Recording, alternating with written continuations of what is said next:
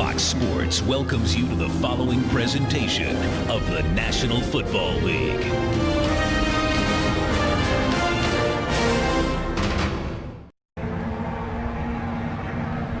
Welcome back on a 79-degree and sunny afternoon in Nashville, Tennessee. Andy Reid in his 12th season as head coach of the Philadelphia Eagles.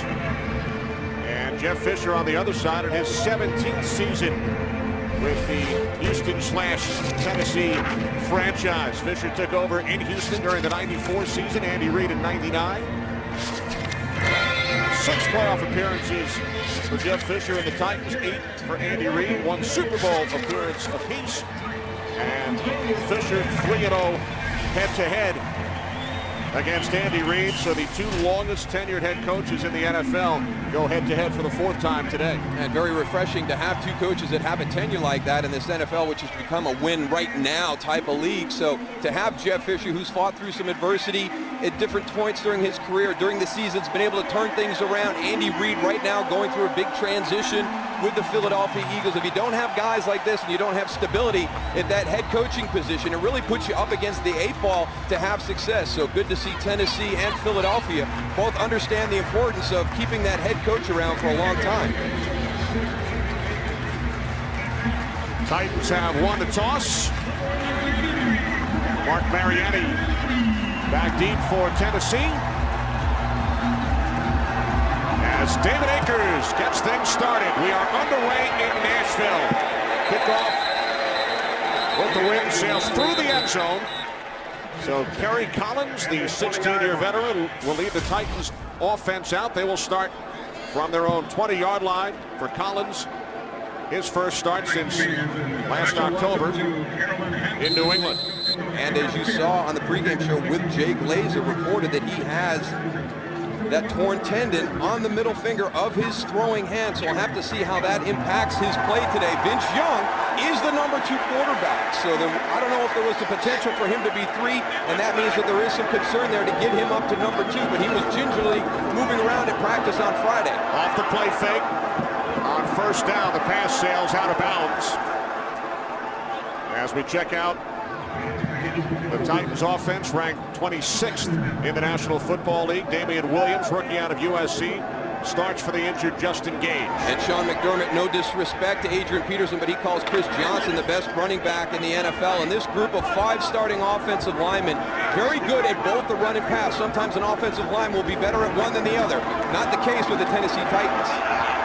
On 2nd and 10, not much for Chris Johnson, who ran for over 2,000 yards last season. The Eagles defense ranked 11th. Well, just some really good performances last week against Atlanta. Antonio Dixon filling in for Broderick Bunkley has a nice game. But the linebacker group, I thought they played very, very well, especially Stuart Bradley. And here's your secondary. There's a concern with Sean McDermott that this group is still growing when you talk about the linebackers and the secondary. A lot of new faces right there. So he says they're still a work in progress, but they're playing pretty good in my opinion. 3 wide receivers on 3rd down and 10. Collins throws. The catch is made at the 24-yard line, but stopped 6 yards shy of a first down is Williams. So the Titans on their first possession go 3 and out.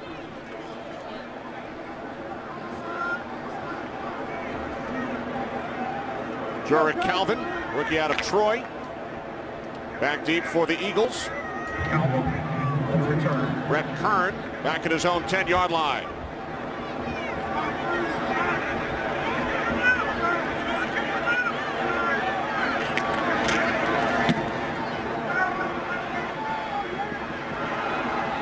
Fair catch called for back at the 34-yard line by Calvin, a 42-yard punt.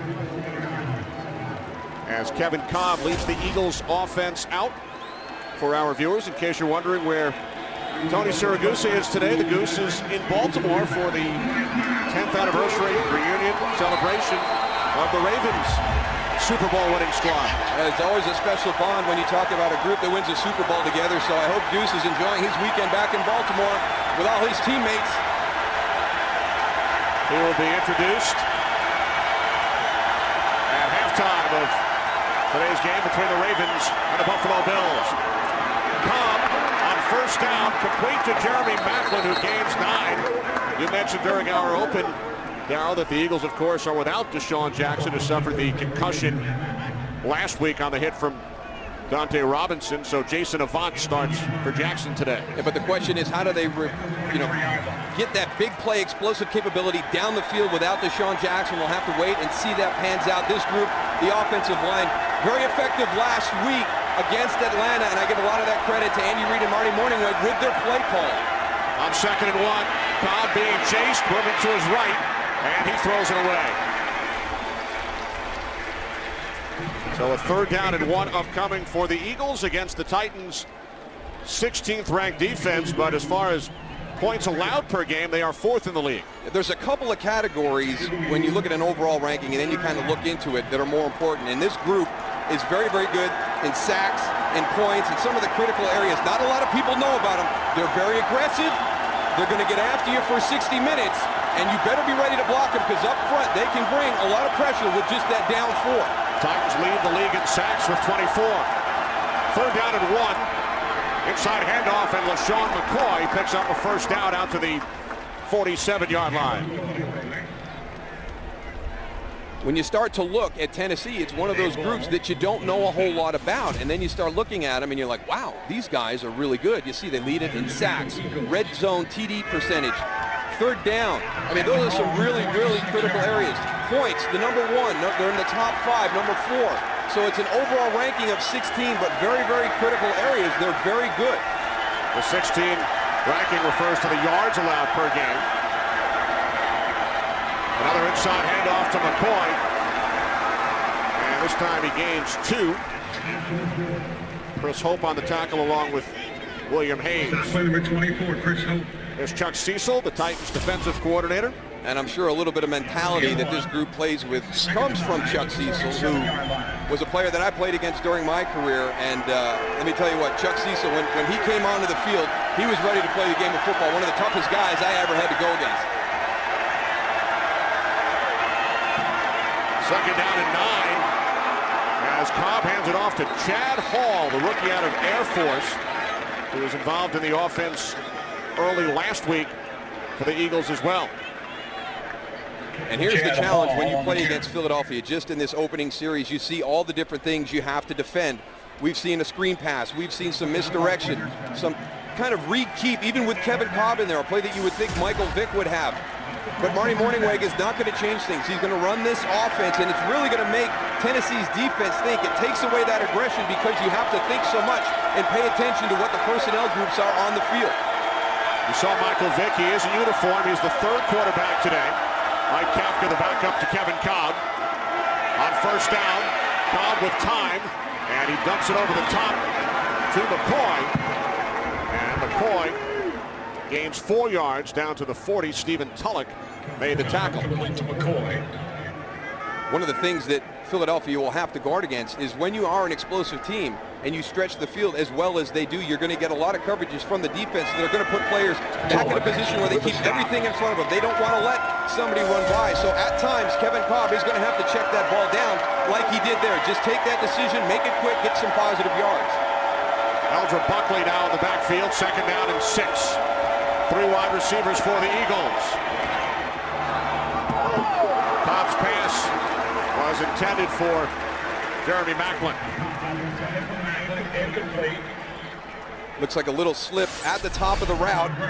Jeremy Maclin at the bottom of the screen. He's going against Alteron Werner. Now, Alteron Werner is a rookie. He is one of the people that Philadelphia thinks if they can catch in some man-to-man situations, that they can set him up early in the game and then maybe later in the game hit him with a double move or an extended play down the field.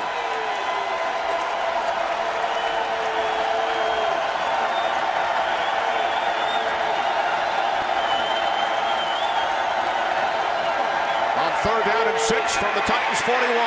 Cobb being chased by Ball. And the pass to the 39-yard line is caught by the fullback Owen Schmidt, but not enough for a first down. And this is what I mean when Tennessee's defense is going to have to think throughout the game. Look, this is an open formation, but here's Owen Schmidt, your fullback, is out here.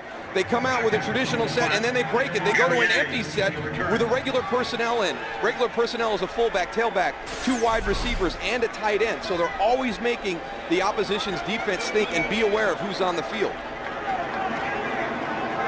Sav Rocca will punt from midfield. Mariani back deep. Titans have still not allowed a score on an opponent's opening possession this season. Fair catch called for by Mariani. So Gary Collins and the Titans will start from deep in their own territory. Congratulations. Today's game on Fox is sponsored by Southwest Airlines. Find our fares online only at southwest.com.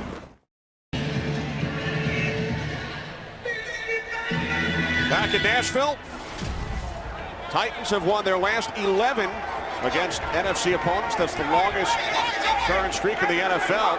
Titans also 3-0 since moving to Tennessee against the Eagles. Now to the 10-yard line. Chris Johnson gains 4. One of the most explosive runners in the league today. And what you have to do is you have to make sure that every gap is filled. That means you have to fill the seams. Now watch Chris Johnson from behind. The patience now, he finds his spot now. Explosive right there. I mean, very subtle, but when he sees a lane, he can go from that patient mode of the first steps to find the hold to top speed in just a couple of strides.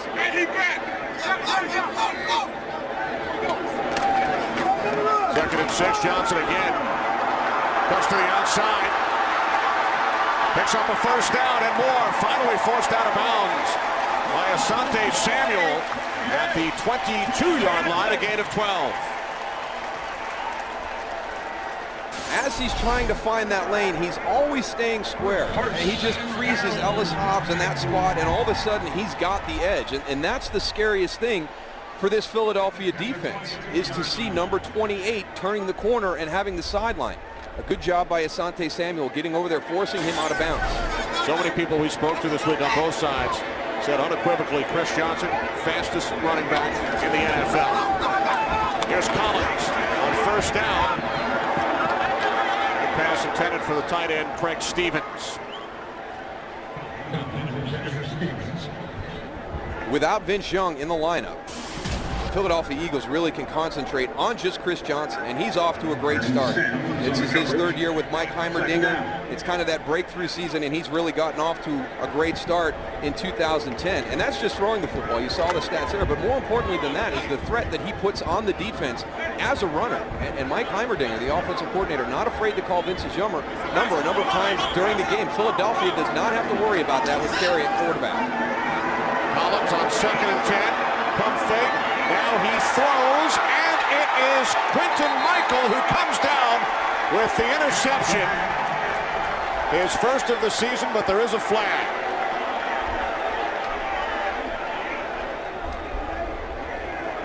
Ed Hockley, our referee. Well, this is one of those situations. Kerry Collins has been in the league for 16 years. He has to know not to throw this ball up for grabs in that situation. It's a jump ball scenario. Quinton Michael is underneath. There's help over the top. It's a bad play to begin with. Just throw it away and don't force the turnover. There was sideline interference by the Philadelphia bench, and 15-yard penalty is enforced after the interception.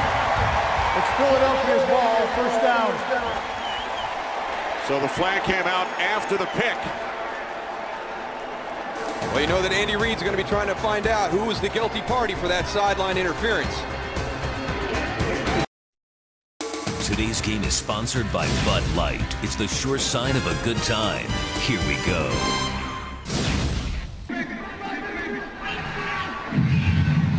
Well, we found out who the guilty party is. It's Michael Vick. But maybe more importantly than that, if you're a Tennessee Titan fan, is this possession by Quinton Michael on the interception. Here's Michael Vick down here. He's going to bump with the side judge, but keep your eyes right there. Is there possession on the interception? It looks like it may have hit the ground, but it didn't wiggle. No challenge as of yet by the Tennessee Titans. So So the Eagles take over following the turnover from their own 34-yard line as Cobb hands it off to LaShawn McCoy. And McCoy gains 5 out to the 39. And obviously Andy Reid is going to make sure he knows who was the guilty party in the sideline interference penalty. He goes and talks to Michael Vick.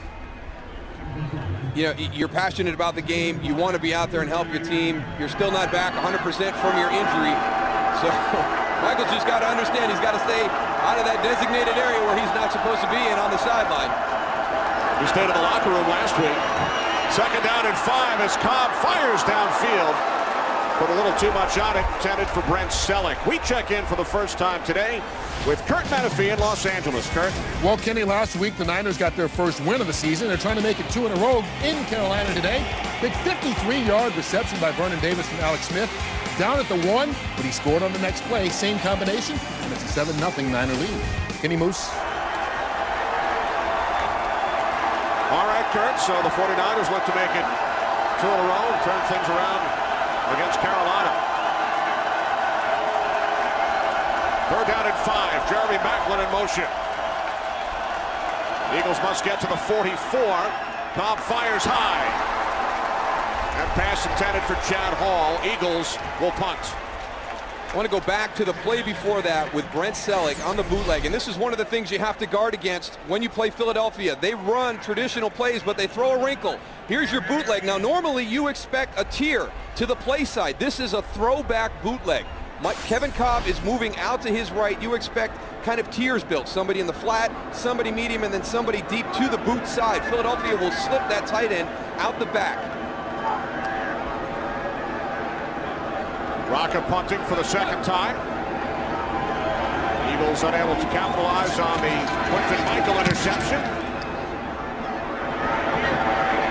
Mariani from the 15. Tackled at the 26-yard line by Akeem Jordan. 46-yard punt, 11 on the return. Today's game on Fox is sponsored by the new Ford Fiesta. It's a pretty big deal. By DirecTV. If you call yourself a sports fan, you gotta get DirecTV.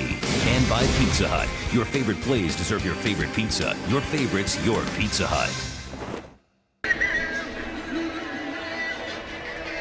No score here in Nashville. Kerry Collins at the age of 37. Came into the league in 95. He is 3rd among active quarterbacks in passing yards, trailing only Brett Favre and Peyton Manning. From the 26, Chris Johnson looks to cut it back the other way. Penalty marker as Johnson gains 1. What a nice job by Nate Allen on that play, and that's what you have to do. You have to be responsible for your gaps in this run defense. Holding, offense number 4. 10-yard penalty, leaping 1st down. Left guard Leroy Harris.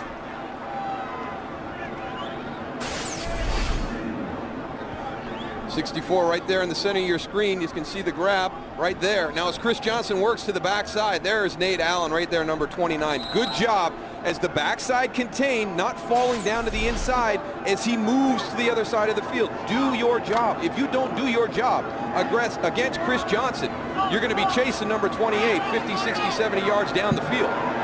Eagles very pleased with the play of Allen this season, the rookie out of South Florida. 1st down and 20 following the penalty. Here's Johnson, another flag, as Quinton Michael and Stuart Bradley combine to make the tackle.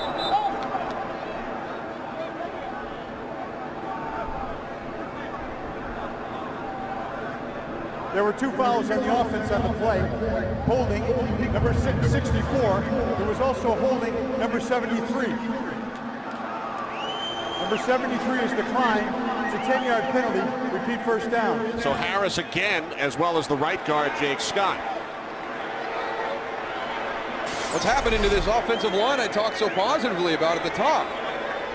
Wow, there's 64 again, Leroy Harris. Not even a hold, more of a clothesline. You see right there, he's out of position, just reaches out. Takes Moses Poku right off his feet. Both of these teams in the top 5 in penalties per game this season. 1st down and 28 as number 28, Chris Johnson, is hit hard. as he's knocked out of bounds at the 19. Nice hustle across the field by Ernie Sims. Asante Samuel lost his helmet. Gain of 11 on the play.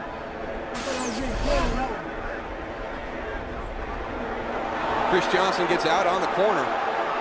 You're going to see a big hit right here by Ernie Sims coming across. Second down.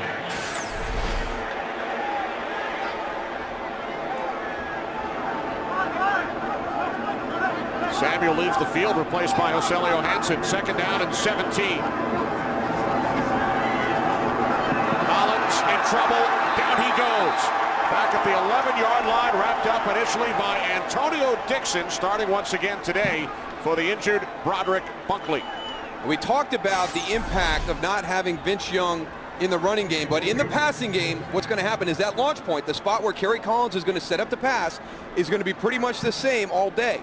And Sean McDermott, the defensive coordinator for the Philadelphia Eagles, will be able to design his pressures to come to a certain area. When you have somebody like Vince Young who's mobile and that launch point changes, whether it moves outside the tackle, it's in a traditional spot, it's a shotgun dash, it's very, very hard for him to bring that pressure.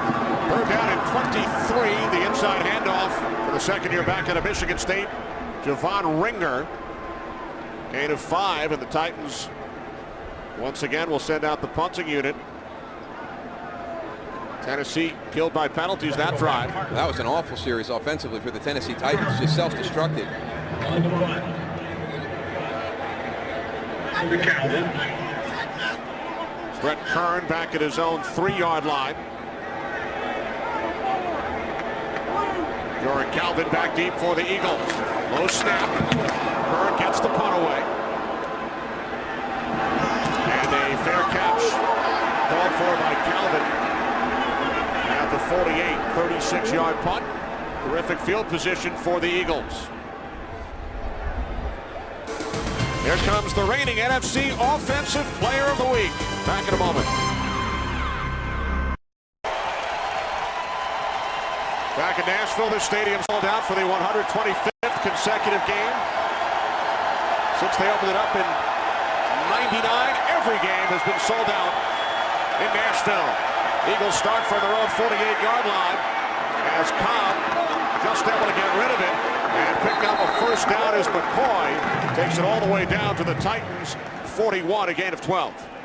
Well, both of these quarterbacks for the Philadelphia Eagles, is there a controversy or is there not? I don't think so. I agree with Andy Reid. Now the issue is what happens when they're both healthy, because they've been able to do this when one has been playing for the other. Now in a couple of weeks, that man right there, Michael Vick, is going to be over his rib injury, and that's when it will become complicated for Andy Reid. Andy said it's a beautiful thing. McCoy gains 2 to the 39 as we check in on the Redskins and the Bears with Kurt Menefee. Not a good start for former Eagles quarterback Donovan McNabb. Back to pass, tipped by Israel Adonijah and caught by DJ Moore. 53 yards later, it's an interception return for a touchdown, and the Bears are on the board first against the Skins, 7-0. Kenny and Moose. Donovan McNabb back in his hometown of Chicago. So while we talk about Cobb and Vick, who have combined to replace McNabb in Philadelphia this season, the Redskins have fallen behind the Bears. Cobb on 2nd and 8 fires. It was deflected and then nearly picked off by Finnegan. And there is a penalty marker down.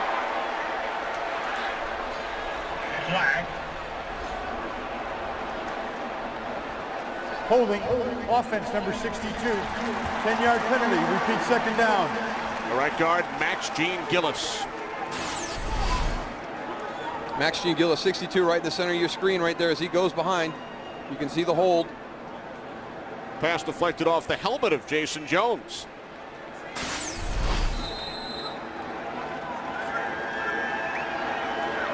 So now the Eagles forced back. Thanks to a holding penalty, second down and 18. Riley Cooper back in the lineup, missed the last 2 games with a concussion. Split to the left, Backlund to the right. Eagles empty the backfield. From the Titans 49. Cobb on 2nd and long throws a perfect strike to Jason Avant. Down to the Titans 33, a 16-yard pass play. And again, this is one of the things that Philadelphia's offense does to challenge you defensively. It's a regular set again. Watch Owen Schmidt. He's going to come and he's going to block before he releases. He's not chipping. He's squaring up on William Hayes. Kind of stops him, then lets the tackle set. Now, when you've got people stretching the field vertically, you've got to create more time for your quarterback. And Philadelphia does that with the protections as good as anybody in the NFL. Elger Buckley in the backfield, 3rd down and 2. Cobb complete to Schmidt for a first down. The fullback, Owen Schmidt, needed 2, and he gains 3.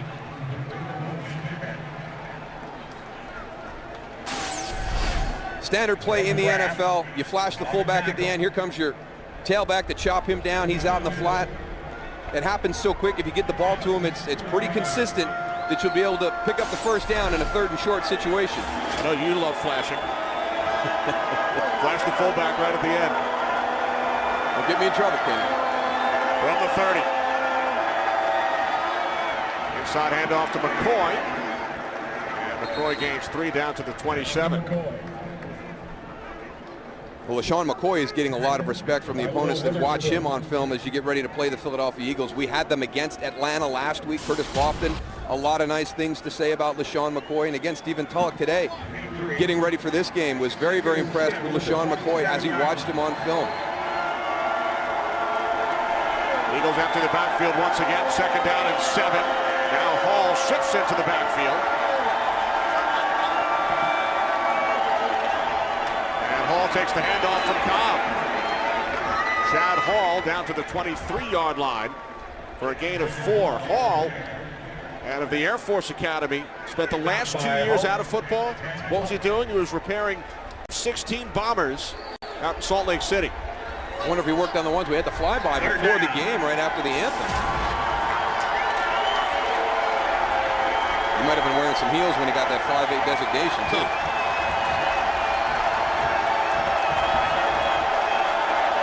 Third down and 3.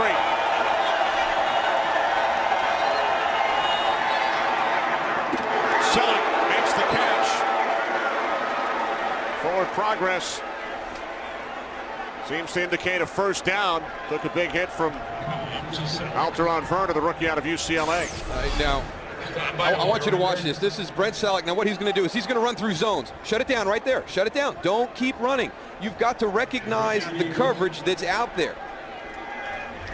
It's a good tackle by Alteron Werner. Right there, it's exactly what everybody talked about during the course of the week. It's a shoulder into the midsection. It's not a helmet, forearm, or shoulder towards the head. Great job by Alteron Werner understanding the point of emphasis this week and still being able to deliver a big hit. Final play of the first quarter with LaShawn McCoy down to the 11-yard line. Cortland Finnegan made the tackle, gain of 8.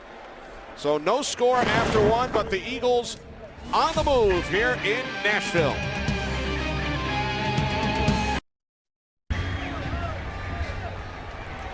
Back in Nashville, Kenny Albert, Darryl Johnston. Philadelphia Eagles, Tennessee Titans are scoreless. 2nd down and 2 for the Eagles. Evan Cobb way out here. Jeremy Maclin lined up in the shotgun. He takes the snap, hands it off to McCoy. And a good second effort by LaShawn McCoy.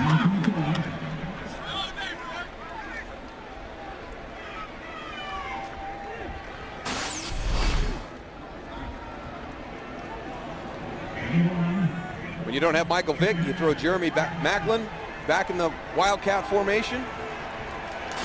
Let him do the read. Well, that's a dimension that man right there brings. But he's become much more of a Wildcat quarterback for the Philadelphia Eagles this season. And now a 3rd down and 1. Cobb back under center.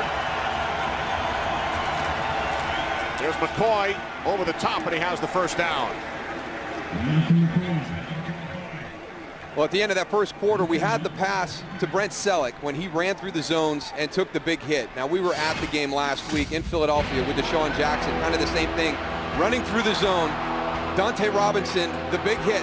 Now, what happens is when all the players responded to that, they didn't see anything wrong with the hit by Dante Robinson on Deshaun Jackson, but he was fined. The league designated it as one of those hits last weekend.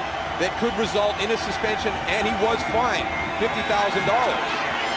So right now, we've got kind of a little bit of a disconnect between what the league is saying and what the players see, and I thought that John Lynch made an excellent point in our pregame show today when he talked about the culture of the NFL and what Ronnie Lott told him. And you look at Chuck Cecil and Jeff Fisher there. As defensive-minded coaches, they're going to teach their guys also about generating turnovers. And you don't create a turnover with a form tackle. You create turnovers when you have a hit that separates the ball carrier from the football. So I agree with John Lynch. We're seeing it in a different way, and we have to do things to change the culture. On second and goal, McCoy ran into his own man, the left tackle, King Dunlap, and then former Eagle Jason Babin made the tackle. McCoy loses 5 yards. Just tremendous penetration up the field by Jason Babin. No chance for LaShawn McCoy. I mean, as soon as he gets the handoff, his offensive tackle is coming straight back. Now third and goal from the 12. Avant split to the left. Selleck in the slot. Cobb on third and goal fires, and the catch is made by the tight end Garrett Mills, his second reception of the season. But the Eagles will send out the field goal unit after Mills gains 6. And that's what happens when you don't have Deshaun Jackson in the lineup. You split Jeremy Maclin to the left, and then you bring your 3 receivers to the right, and it's going to be 2 tight ends and Jason Avant. You don't have that double threat. When you've got Deshaun Jackson and Jeremy Maclin on the field, you can threaten with speed on both edges, and Philadelphia will not be able to do that this afternoon. So here's David Akers, who missed 3 field goals against Atlanta last week for the first time in his career, a 3-1 game. From the right hash, a 25-yard attempt, and Akers nails it. So the Eagles on the scoreboard first, early in the second quarter here in Nashville. 3-0 Philadelphia.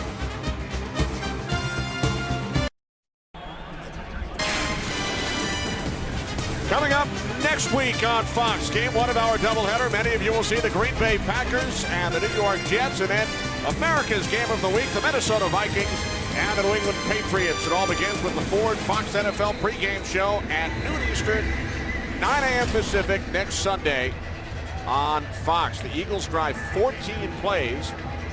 Kevin Cobb, 5 of 6 for 39 yards. David Akers, 25-yard field goal. Thought about taking it out. Instead, down to a knee. So the Titans will start from their own 20-yard line, trailing by 3. Today's game on Fox is sponsored by Triple Hops Brewed Miller Lite. Taste greatness. By PlayStation Move. Move into the action only on PS3. And by Sprint, the Now Network.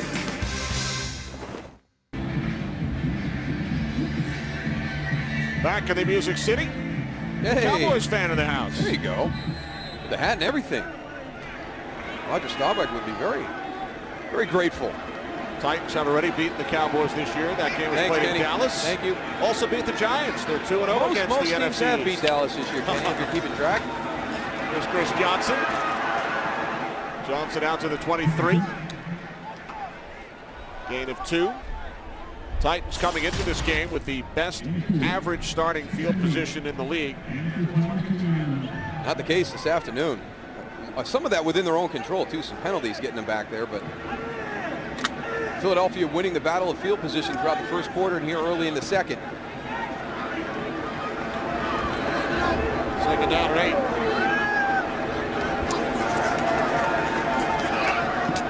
Collins complete at the 27-yard line. Damian Williams, gain of 5. Collins' second completion. He's now 2 for 5. You mentioned that Damian Williams got the start today at the wide receiver spot. Kenny Britt involved in an incident Thursday night. Jeff Fisher told us he was going to do his due diligence to find out exactly what had happened during the course of that evening. We'll have to see if Kenny Britt at some point gets on the field today. He didn't bench him. But I tell you what, the way that Sean McDermott talked about him, you know, hopefully he's not out too long for Tennessee fans, because Sean McDermott thinks at some point he's going to be one of the breakout receivers in the NFL. And here's Williams, who made the start. He picks up 16 yards, so the Titans move the chains. For Tennessee, it's only their second first down of the game. A very underrated wide receiver group when you look at them as a whole. Kenny Britt with the big play potential, but Nate Washington, Damian Williams, Lavelle Hawkins, Mark Mariani will be in there. He's also done a great job as a return specialist for Tennessee. But pretty solid top to bottom in this wide receiver group. 3 catches so far for Williams. Here's Johnson across midfield. And he is wrapped up by Quinton Michael as we check in on the Redskins and the Bears once again with Kirk. Yeah, Kenny, you mentioned McNabb going home to play against the Bears, and he's got to like this one right now. Hooking up with Santana Moss for a 24-yard score to even the game at 7 apiece. Redskins have added a field goal. It's now 10-7 in the second quarter. Kenny and Moose. Eagles keeping a close eye on that score. Washington 3-3. One game behind the Giants and Eagles in the NFC East. Titans in Eagles territory. Collins' pass was low, intended for Johnson. Yeah, and you just got to throw that one away. I mean, he's already got one turnover earlier today on an interception, throwing it into a covered area. Ellis Hobbs, stride for stride with Nate Washington right there. We go to the top of the screen. Damian Williams against Asante Samuel. And there's Craig Stevens, covered up by Quinton Michael. So everybody's covered downfield, but Kerry Collins, you know, there was a lot of people around Chris Johnson when he made that throw. Throw it at his feet, so you take away the possibility of that big turnover. Now 3 wide receivers. Collins to the near side to Nate Washington. At the Eagles' 40-yard line, gain of 7. And that's where Kerry Collins is at his best. Mike Heimerdinger trying to get him in more of those situations where it's that quick release, the timing, that's just a little speed cut on the outside. They're down.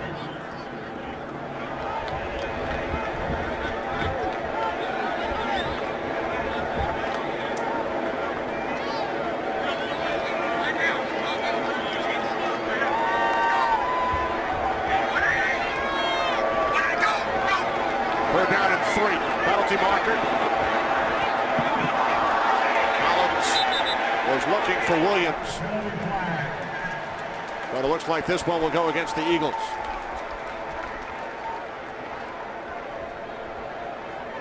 Offside. Defense, number 31. 5-yard penalty results in a first down. Ellis Hobbs jump at the right corner. Down the bottom of your screen, trying to get a jam. He gets into the neutral zone for the snap, 3rd and 3. Unacceptable on the outside. Your eyes you should not be listening to the cadence of the quarterback out there. Your eyes should be on the receiver. A new set of downs for the Titans from the Eagles 35. Pass intended for the tight end, Bo Scaife, who did not practice much this week. Coverage, number 31, Ellis Hobbs. Maybe one of the Second reasons that this down. Titans offense looks so out of sync right now. You mentioned that Bo did not practice a whole lot this week. Kerry's working through the course of the work week with that torn tendon on the middle finger of his throwing hand. Right now, Mike Heimerdinger trying to find something to get some type of rhythm established for this Tennessee offense. Without Justin Gage, without Kenny Britt on the field, here's Chris Johnson. Johnson lowers his shoulders, takes it down to the 31, tackled by Stuart Bradley.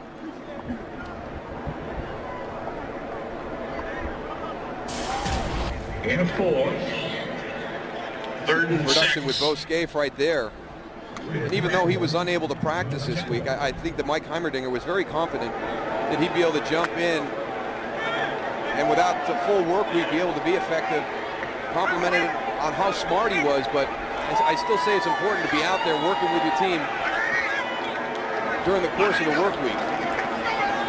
Collins on 3rd and 6, loses the football as he was hit. And the Eagles have recovered.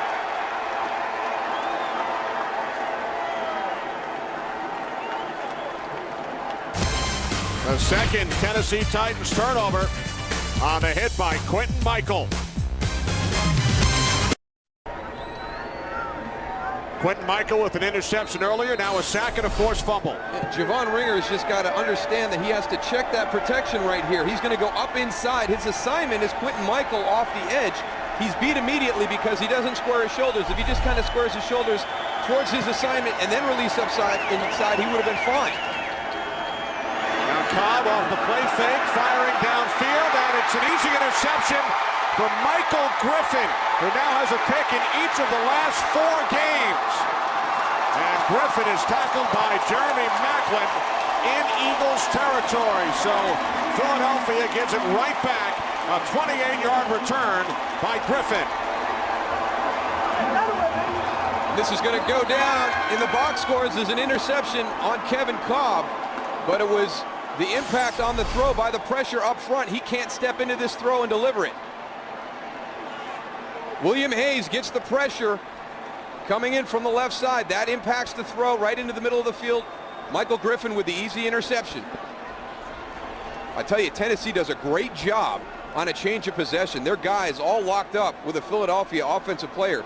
Do a nice job creating the opportunity for whoever makes the turnover to be able to run with it after the catch. There was no foul on the play. The action after the play was legal. Tennessee's ball, first down.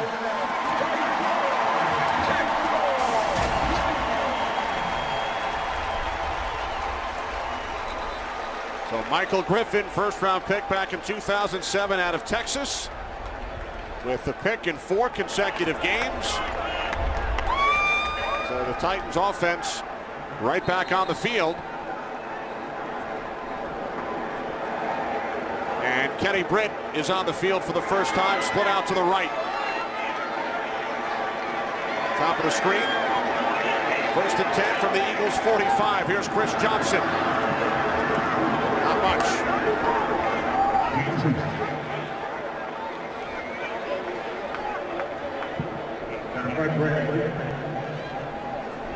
I think Jeff Fisher got his point across. There's something we have to keep an eye on right now for the Philadelphia Eagles. That's Winston Justice. He's getting his knee checked out. Now, he's the right tackle. We've seen King Dunlap a couple of times on the right side. Back earlier in this quarter, there was the play where Jason Babin drove King Dunlap back into the backfield, stuffed a run by LaShawn McCoy, and on that pressure right there with William Hayes, it was King Dunlap at right tackle. Second down and 9. Pass is deflected, incomplete. 3rd and 9 coming up. And we check in once again with Kurt Menefee. Kurt? Steelers and Dolphins, talk about run after the catch. Roethlisberger finds Hines Ward, breaks a tackle, and then slips another one into the end zone. 21 yards in the score. Steelers up 10-6 in the second quarter. Kenny and Moose. All right, thanks very much, Kurt. Roethlisberger in his second game back following the 4-game suspension.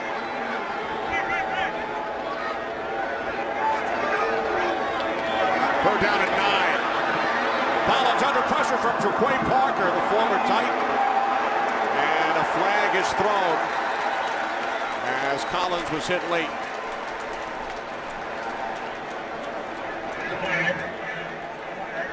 Personal foul, roughing the passer, defense number 75.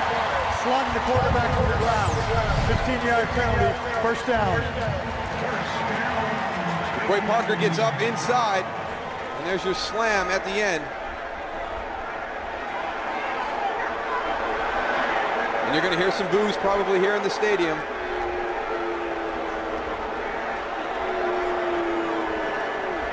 You can see right there, Jaquay Parker knows. He puts his head down on the ground. Andy Reid's not going to be happy. That's a rule that's been in this league for several years now. He was a Titan for 4 seasons. He recovered the fumble moments ago on the sack by Quentin Michael. But this time he cost his team 15 yards.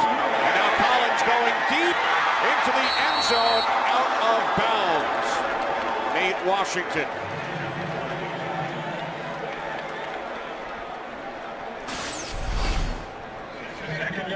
Asante Samuel sitting on something again. He's an aggressive corner. He'll have a tendency to jump some things. Nate Washington runs right by him on that one, and they just miss on the outside.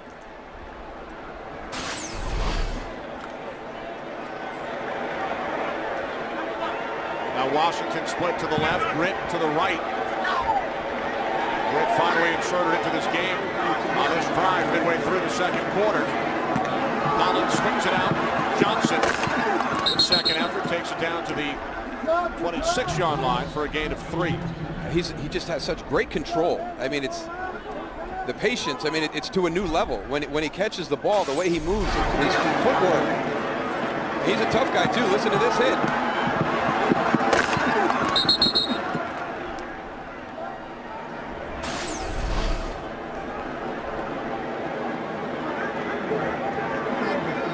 Really impressed with his footwork. We all hear about his breakaway speed and his big play capability, but I'm very impressed with his footwork.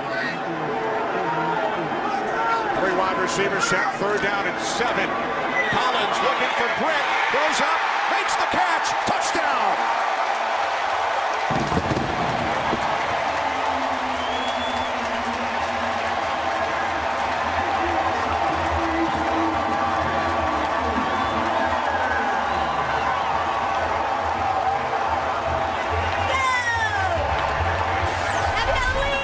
One-on-one on the outside against Ellis Hobbs, and this is why you worry about him. He's a big physical receiver. He's going to go up and make the catch. 6'2", 217. Britt with a touchdown in 5 consecutive games. Last player in franchise history to do that, Chris Sanders with the Houston Oilers back in 1995. So Britt, as we've been chronicling, involved in an altercation at a nightclub on Thursday night. Jeff Fisher thought about not dressing Britt today.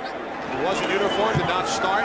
Finally entered the game midway through the second quarter, and it did not take long for Britt to reach the end zone. 7-3 Titans. Today's game is sponsored by Chevrolet. Every model is backed by a 100,000-mile 5-year powertrain limited warranty.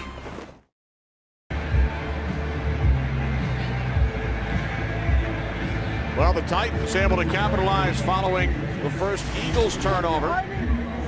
26-yard touchdown pass from Kerry Collins to that man, Kenny Britt. And one of the things that people talk about is beyond the turnover. It's not just getting the turnover, it's what you do with it after that. Philadelphia has not done a good job converting turnovers into points today. But Tennessee, with their first opportunity, takes it down for a touchdown. And the Titans this season, second in the league in points following takeaways. Kickoff with the win through the end zone. Eagles will start from their own 20 as Kerry Collins celebrates Titans with their first lead of the day.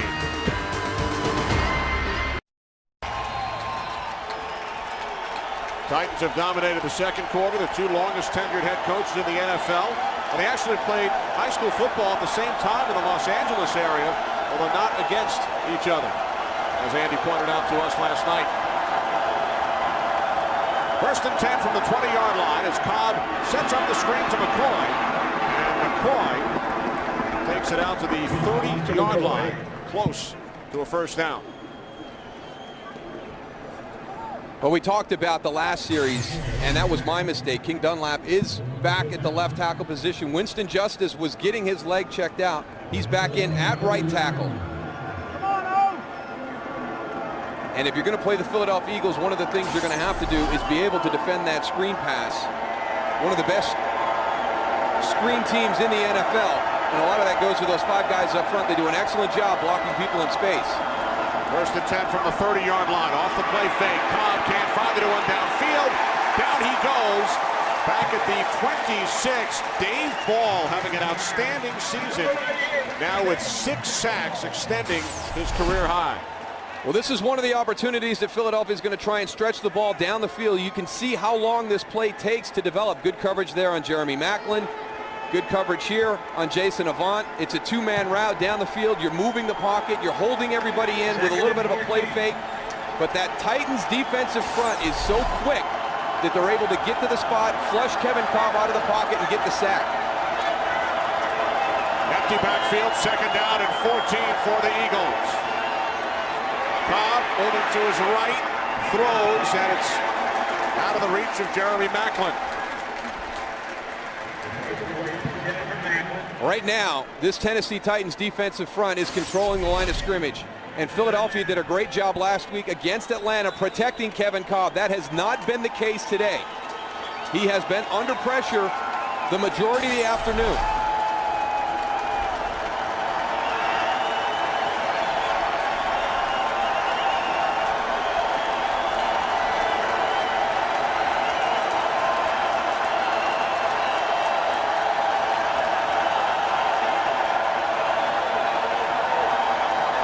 Receivers on 3rd down and 14.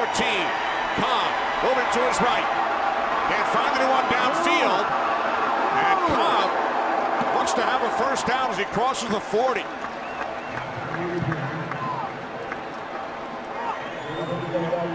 Doing his best Michael Vick impersonation. It's a very effective scramble. I mean, you've got a little bit of pressure.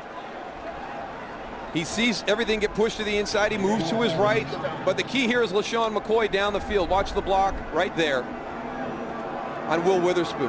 And right away, as Kevin Kolb got up, he signaled to LeSean McCoy because he doesn't make that first down if LeSean doesn't get that block downfield.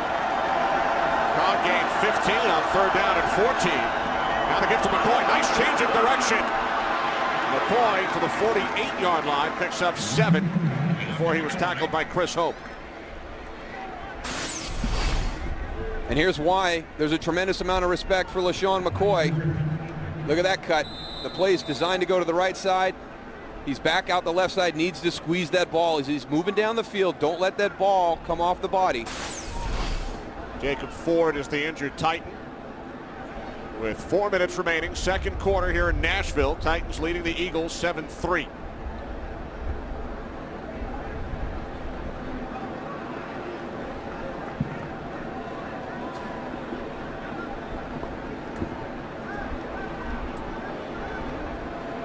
Titans staff tending to Ford. We'll be back.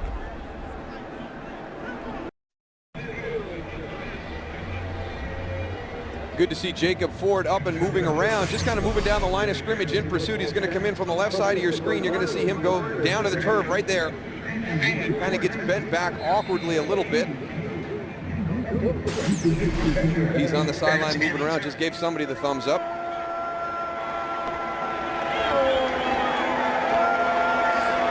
Down at 3. For the Eagles from their own 48-yard line. Bob off his back foot. The screen to McCoy. Has running room. Picks up a first down. And is forced out of bounds at the Titans 42. A gain of 10. Nice move on Cortland Finnegan. He's the first person up to support on the screen. And LeSean McCoy just freezes him on the outside. Watch 31 come into frame. Breaks him down and he tackles there. That's McCoy's 4th reception coming into this game. Eagles leading receiver. Of course, they're without Deshaun Jackson today, so they relied heavily. Now some trickery as Maclin took the snap. Now here's Cobb firing downfield. Oh, great play. What a catch by Riley Cooper. It went Maclin to McCoy to Cobb and then Cooper. Well, that's a nice use of the Wildcat formation because I always have an issue when you put the quarterback outside. It's 11 on 10. Now watch Kevin Kolb come back into the picture. The final flip goes back into your quarterback's hands. But it's underthrown. This should be an interception for Tennessee, but Chris Hope waits on the ball, and a great effort by Riley Cooper. That's just a great job by a young wide receiver. 37-yard pass play. Cooper's 2nd reception of the season. Rookie out of Florida. That's their first. Eagles call timeout. Well, one of the things that's happening this weekend that didn't happen last weekend is when they dial up these big play opportunities, if it's not for great efforts like that with Riley Cooper, they're not executing how they did against Atlanta last week. Kevin Kolb rarely missed when they had one of those big plays.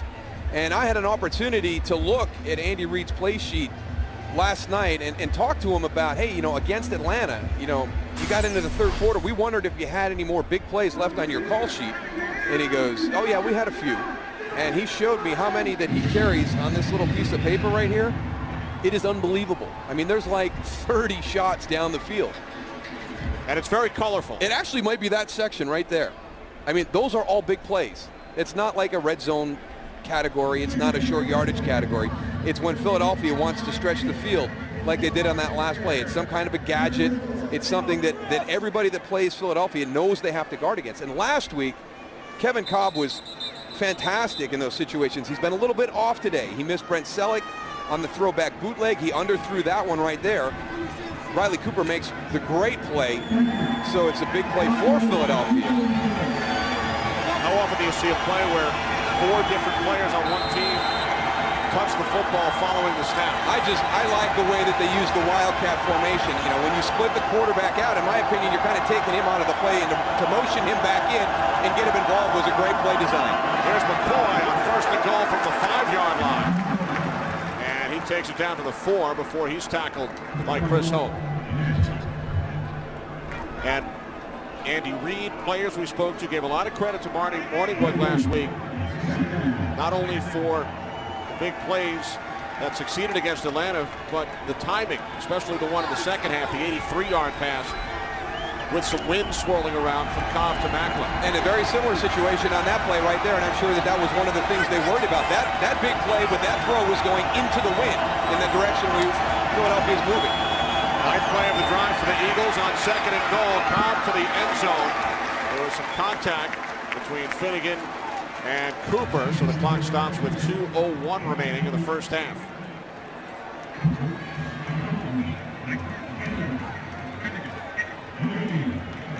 You wonder how difficult it is right now for Marty Mornhinweg in this situation, because we talked to him about his play design on all those big shots down the field. I loved his response. You know, why spend a lot of time drawing up plays that make you 4 or 5 yards? Well, unfortunately, right here, here's a situation where you've only got 15 yards to work with, so one of those situations that you better have something that can gain you 4 or 5 yards. We'll have to go 5 here. 3rd and goal from the 5. Cobb, Cooper, touchdown! His first in the NFL.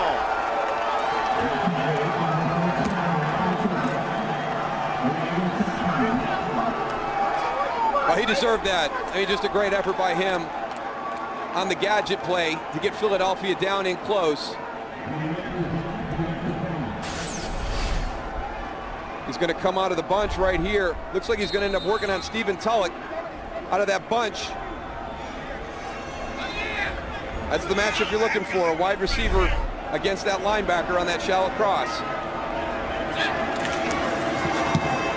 David Akers adds the extra point. Well, he was Tim Tebow's roommate in Florida.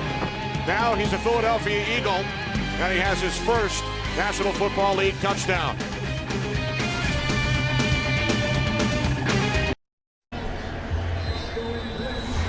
Coming up, the Visa Halftime Report with Kurt, Terry, Howie, Michael, and Jimmy. They will take a look at the Redskins-Bears matchup, as well as the New Orleans Saints. Fox Sports Ticker will have all the latest stats as well. That's coming up on the Visa Halftime Report. Well, we've talked about the wind. I thought they did an onside, and he missed for a second. It's like, well, that's a gutsy call at 1:56 left to go in the first half. I got a couple flags wrapped around up there, so it is blowing a little bit.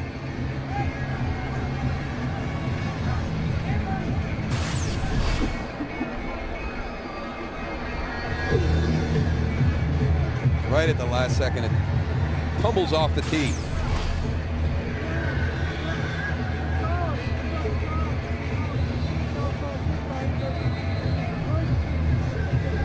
Both place kickers were booming field goals during warm-ups. And the goalpost to our left for today's game.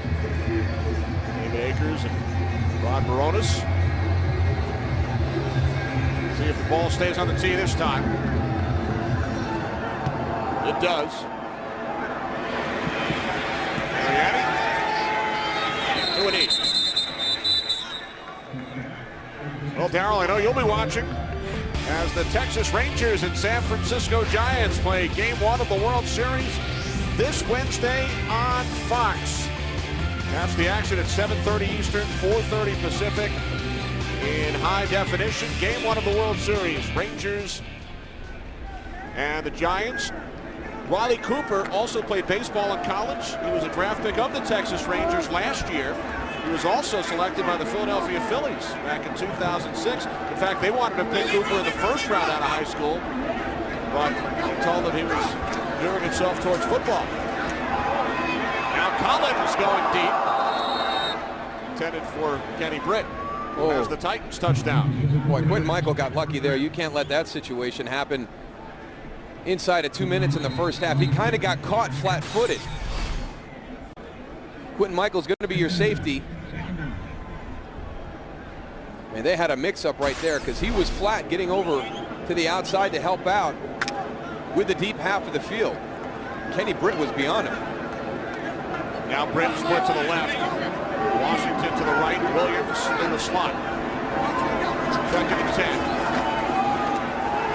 Titans keep it on the ground with Ringer, penalty marker. As Ringer forced out of bounds at the 30. Holding, offense number 18. 10-yard penalty, repeat second down. That's on Britt. Working on the outside against Ellis Hobbs. You can't get outside. And then when he turns to run away, you got to let him go. I'm not saying that holding doesn't happen quite a bit on the field, but if you just do, you know, when the player turns and moves, let him go. I mean, nobody is perfectly technically sound out there, but you just have to understand when you have to let go of the defender so you don't get flagged.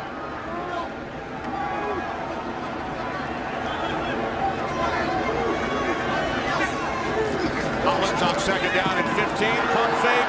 Down he goes. Back at the 8-yard line, Trent Cole. I think one of the things you forget about as a pass rusher is leverage. And we've talked to several people, and when they talk about Trent Cole, number one, he's a great speed to power guy. You're kind of waiting on that bull rush, and then he's quick enough to get around you. But he's also got great leverage. He just brings so many different things as a pass rusher on the edge that it's hard for these tackles to be able to account for all the different moves that he can throw at you.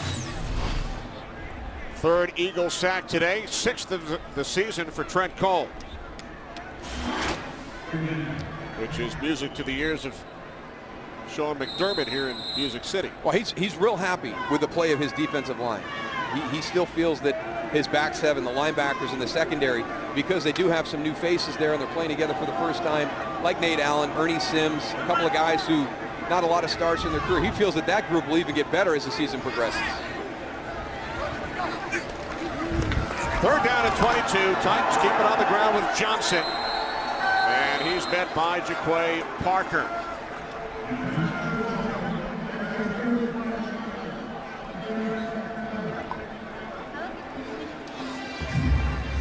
And we talked about Trent Cole's repertoire. Here's some more. You know, the upfield, now the spin. He doesn't even go back inside. And that's Michael Ruse. Michael Ruse is one of the better tackles in the NFL. So that's a great battle going on the outside.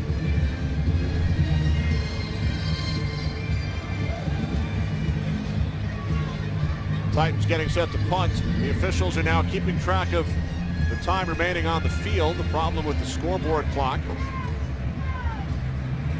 Our Fox box is interfaced with the scoreboard, so that is why you do not see the time in the upper left-hand corner.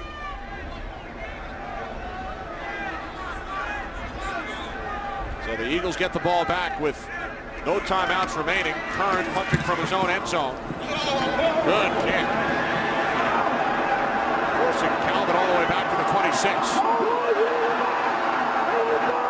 10-yard return out to the 36-yard line by Jordan Calvin. A 66-yard punt. 10 on the return.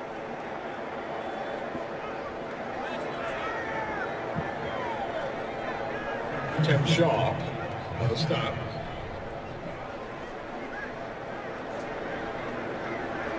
Holding by the kicking team, number 58. Before the punt, a penalty will be enforced in the previous spot, half the distance to the goal. Repeat, fourth down. That's a holding call against the long snapper, Ken Amato, prior to the punt.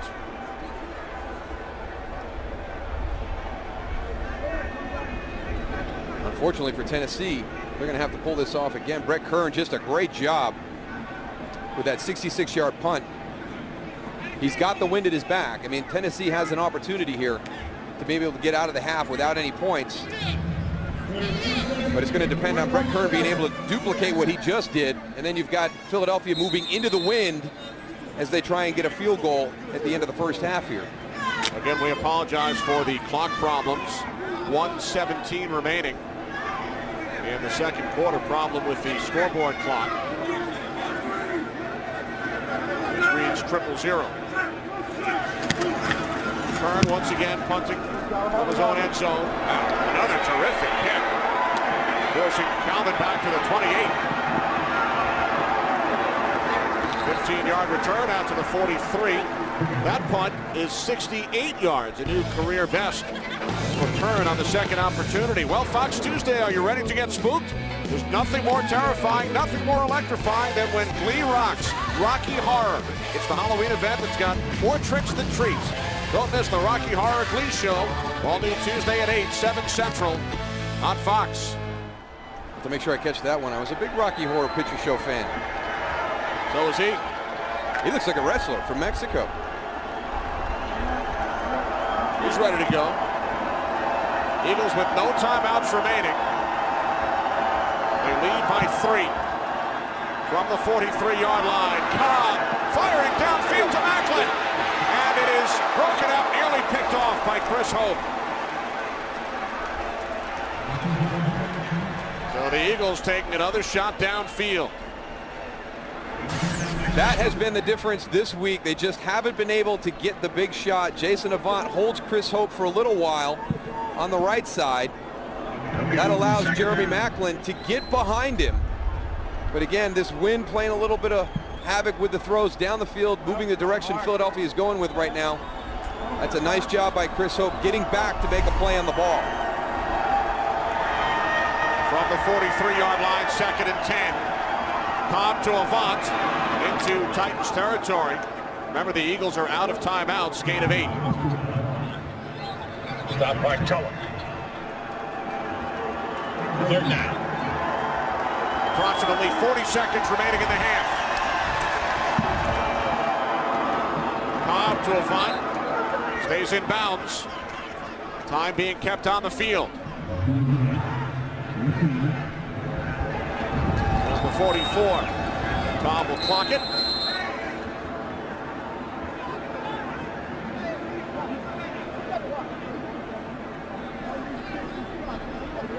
It's got to be hard in a 2-minute situation with nowhere to look to see how much time is remaining in the half.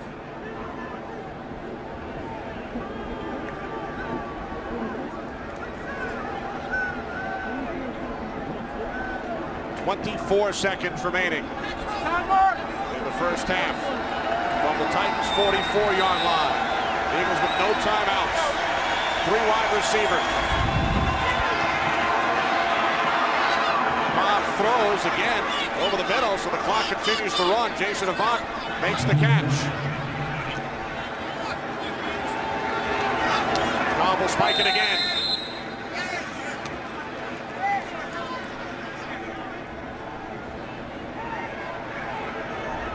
Line of scrimmage now the 29 with 9 seconds remaining. This would be approximately a 47-yard field goal attempt.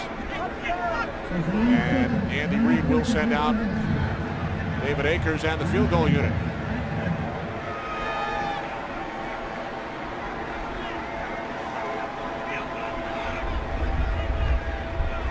Looks like they're having some issues with the play clock also. You can see all the Eagles kind of motioning to get that play clock reset. The 3rd time on this 2-minute situation that Philadelphia has asked for that clock to be reset. Akers hit from 25 earlier. This officially a 46-yard attempt from the left hash. Rocket places it down. And Akers' kick has the distance. It is good. Akers 2 for 2. Extends the Eagles' lead to 13-7. That's a nice job by the Philadelphia Eagles again, in all three phases, we talked about how well they played last week as a team, and there the defense holds Tennessee backed up. And then even though they get a great punt from Brett Kern, 2 great punts from Brett Kern, the Titans force Philadelphia back, but their offense, without a game clock in the stadium, does a great job putting David Akers in a position to get 3 points at the end of the half. 4 seconds remaining in this first half. Eagles have scored 10 points in the last minute, 52 seconds. We'll take a look at the touchdowns this afternoon. Kenny Britt misses the first quarter and a half, but as soon as he gets back on the field, there's a big play down the field from Kerry Collins. And Riley Cooper with the short touchdown catch after making a great play on a reverse flea flicker by the Philadelphia Eagles, an underthrown ball. Riley Cooper comes back and makes a great catch right around the 5-yard line, and then later on gets the touchdown on that short catch and run. So the Eagles lead is now 13-7. There have been 4 kickoffs today. None of them have been brought out of the end zone. 4 touchbacks. 4 seconds remaining, second quarter. Eagles 13, Titans 7. Akers kicks it short. No flags. As the first half comes to an end. Final 4 seconds tick off the clock. All the scoring in the second quarter. There's Riley Cooper. He has the Eagles touchdown. Philadelphia leading Tennessee 13-7. Well, here's the big play in that first half. You know, Philadelphia's going to throw a couple of these at you during the course of the game. Throwing into the wind, it's underthrown. It looks like Chris Hope is in perfect position for the interception, but a great effort by Riley Cooper. And then he gets the touchdown a couple plays later. That gave the Eagles a 10-7 lead, a late field goal by Akers. So the Eagles lead it by 6 at the half. The Visa Halftime Report from Los Angeles is coming up next.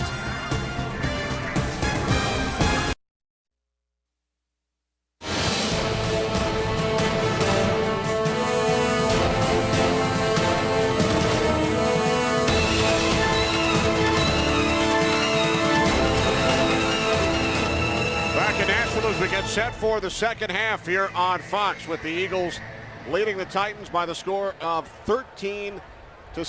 Kenny Albert along with Darryl Johnston. Howie Long during the Visa Halftime Report said he was very impressed with Kevin Cobb in that first half. I thought he did a good job because I think Tennessee was getting some pressure on him. And he's not Michael Vick. He's not going to take off and run all over the field and really threaten the defense that way. But what he does is he extends the play, gives himself an opportunity to make the throw down the field. And on a 3rd and 14, he was able to scramble 15 for the first down.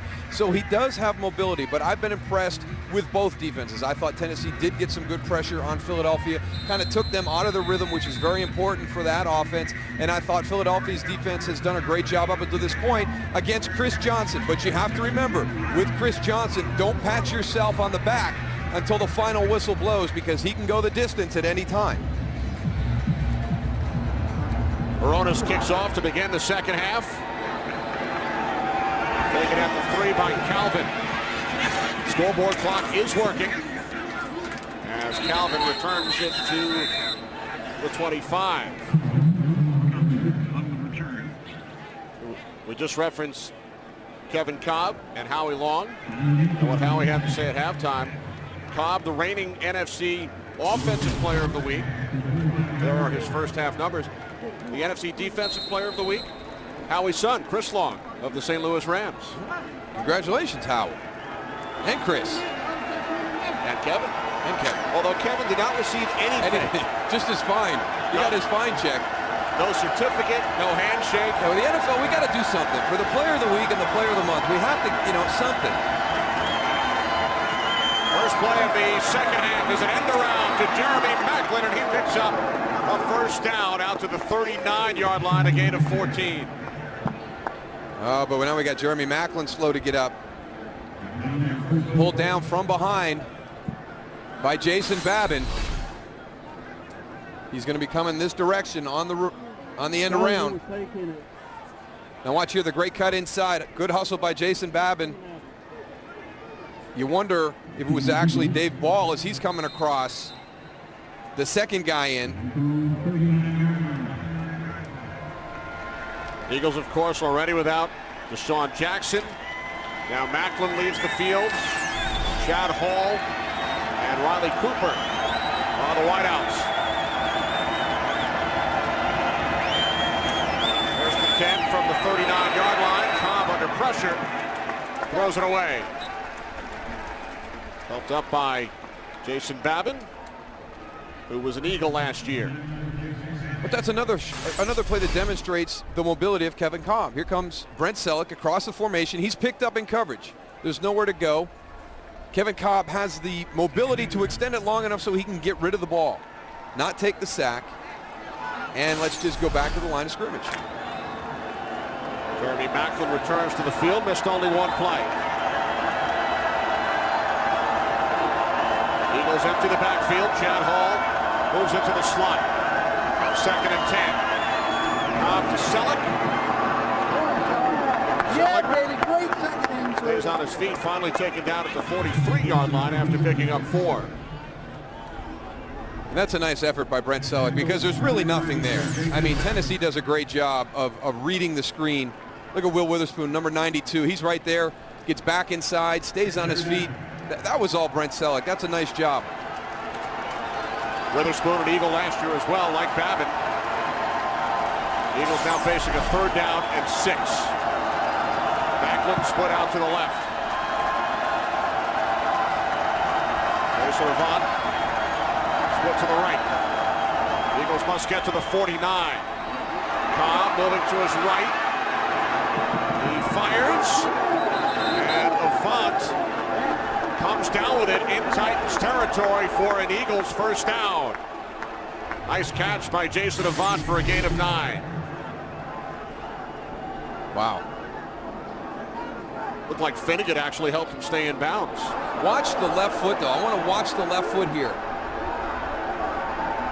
Yeah, I think he had it down prior to that, but even on that one, it looked like it got outside where it was out of bounds, and he was able to pull it back inbounds before he put it down. Now, penalty marker on the next play. Quick snap by the Eagles, and the Titans are unable to challenge.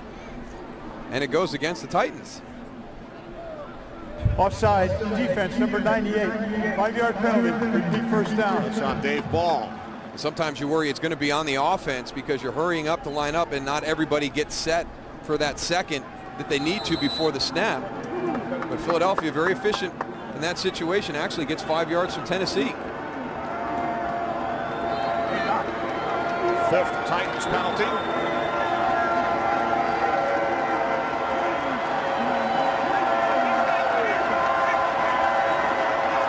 From the Tennessee 43.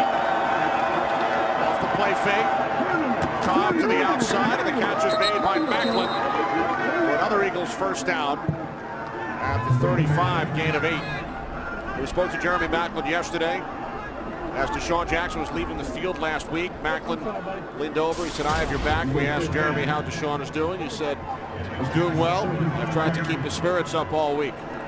Good to hear that he's doing well, and Andy Reid mentioned it too. And a lot of it's just the soreness from the hit that he took from Dante Robinson last week. But a nice friendly competition that goes on at practice with Jeremy Macklin and DeSean Jackson. They challenge each other. That's just going to help them both as they progress through their careers.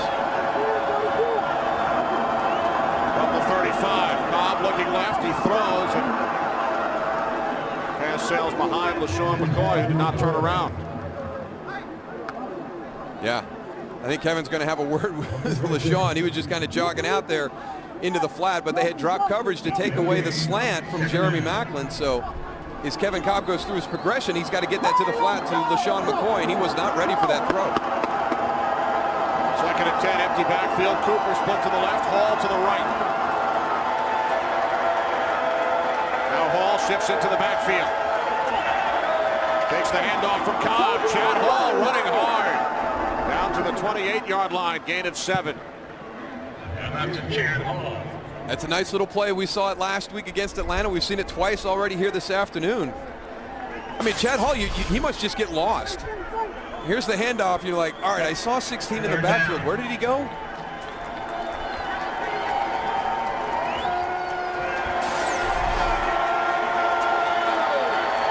Eagles not afraid to move players around, use them in all different kinds of situations. Third down and 3. Cobb rolling right, directing traffic. Throws it away.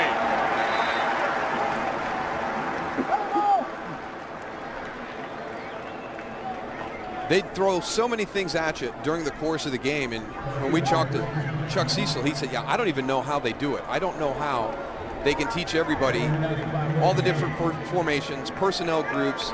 They get it done so quickly, so efficiently. He said, that's the biggest challenge for us, is making sure we recognize who's on the field. And he was very impressed with Marty Mornhinweg and Andy Reid both for the offense that they've developed in Philadelphia. He said it's very, very challenging to go up against it as a defense. And the Titans also prepared for 2 quarterbacks this week. They didn't know if they would see Vic as well as Cobb. Akers hits from 46, making up for last week. He is now 3 for 3 here in Nashville. Today's Game on Fox is sponsored by Southwest Airlines. Find our fares online only at southwest.com. By Visa. More people go with Visa. By Dish Network. And by Bud Light. It's the sure sign of a good time. Here we go. Back in Music City, where the Titans have lost their last 2 home games. Pittsburgh and Denver. Eagles drive 9 plays. Start the second half. David Akers perfect on the day. Eagles lead by 9. Akers once again through the end zone with the win. Titans will start from their own 20.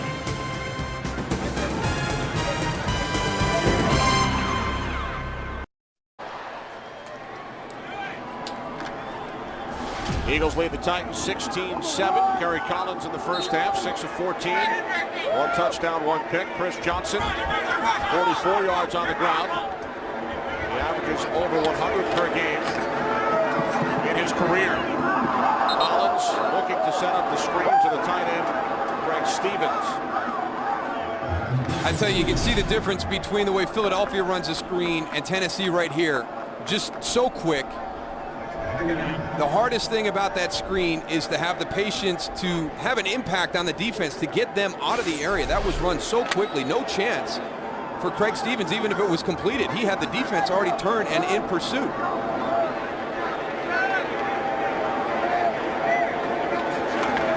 Second and 10, Chris Johnson. Drops it out to the 23-yard line. Antonio Dixon, the tackle. Titans facing 3rd down and 7.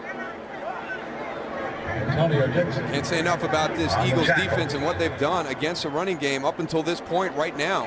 And that's following having to go against Frank Gore in San Francisco, Michael Turner in Atlanta last week. And Sean McDermott's got his group ready again this afternoon going up against Chris Johnson. Johnson's longest run today, 12 yards. It's not over yet. I mean, you have to play all 60 minutes against Chris Johnson. He is that explosive.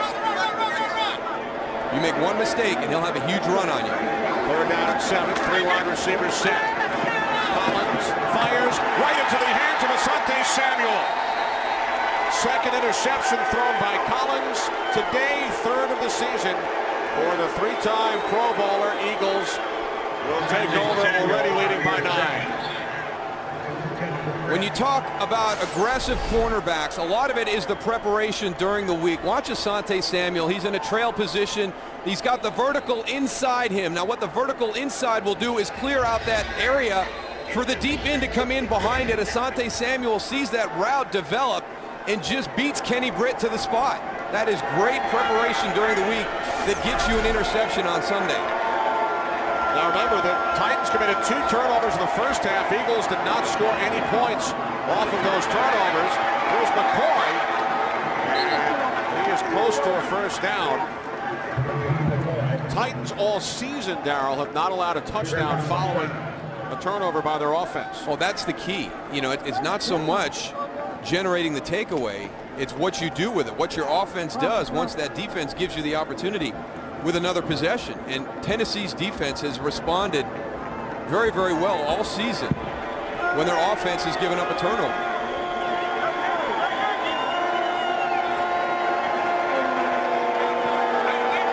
First and 10 from the Titans 31. McCoy up the middle, gain of 3. Pollock made the tackle. Led the Titans with 8 tackles in the first half.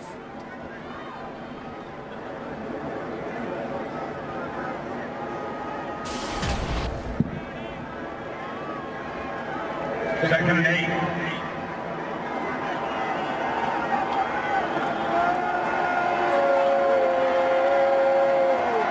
Riley Cooper split to the left. Murray back to the right. Second down and 7. McCoy again up the middle. And LaShawn McCoy is close to another Eagles first down. And I think the way that Philadelphia does their offense with all the big plays and all the formations, and it slows your reaction time down. Now you can run the ball. Now you can come back inside and just on a simple inside zone play, right there to LaShawn McCoy, you've got some good running lanes. McCoy's ribs still not 100%. Coach is very happy with how he has run the last 2 games after suffering the rib injury. Just a really gutty performance a couple of weeks ago against San Francisco too. The previous week, just in a tremendous amount of pain, couldn't do anything during the course of the work week getting ready for the game, and then against San Francisco, with not only the rushing yardage, but also the receptions out of the backfield. I think he earned a lot of respect from Andy Reid, the staff, and everybody on that team with his demonstration of his toughness. Eagles terrific on third down today. Eldra Buckley has replaced McCoy in the backfield. 3rd and inches, Cobb on the sneak. And the Eagles get a new set of downs as we check in with Kurt Menefee in Los Angeles. Kurt? Lovie Smith with a strange sequence in Chicago after challenging the previous play. It looked like Jay Cutler broke the play in. They said no touchdown. He fumbles at the 1-yard line. Smith does not challenge, giving the Redskins the football. The defense bails him out. DJ Moore interception for a touchdown. No. Redskins call for delay of game. It's still 14-10. We're wondering, why would Smith just let Washington have the ball at the 1-yard line without a challenge, Kenny? Moose? Interesting sequence, Kurt. Eagles inside the red zone from the Titans 19. Cobb over the top, complete at the 14-yard line to Jason Avant for a gain of 5. Complete to Avant.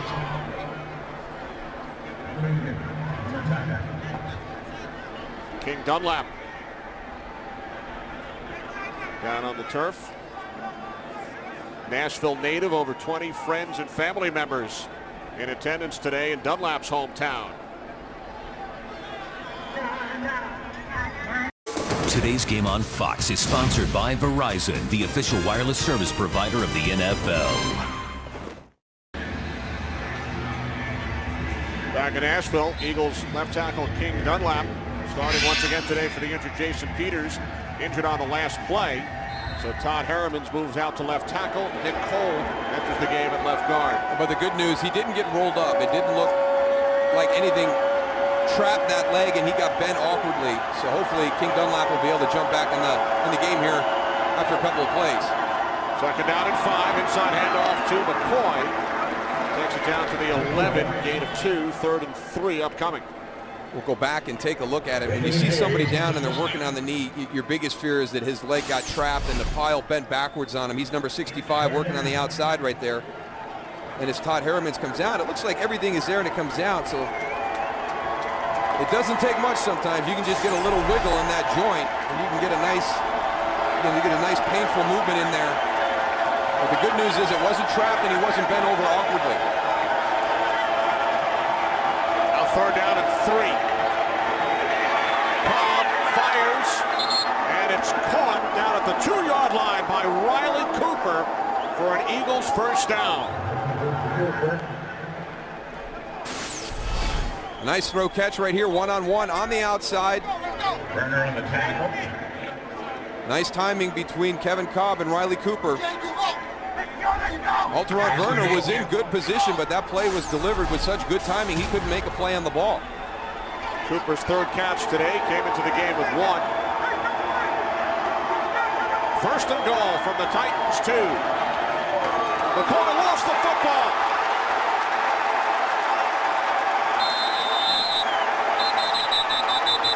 Titans say they have it. Officials trying to get down to the bottom of the pile.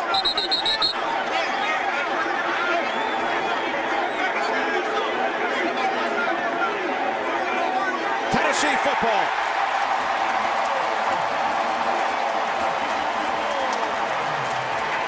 I'm going to give this one to Jason Jones. I don't know if anybody got a piece of him. But I tell you what, he was in the backfield. He impacted the handoff between Kevin Kolb and LeSean McCoy. Watch number 91 right there. LeSean McCoy can't get it clean. The ball's on the ground. So the Titans defense does it again after a turnover by their offense. 3 Titans turnovers. Eagles, no points.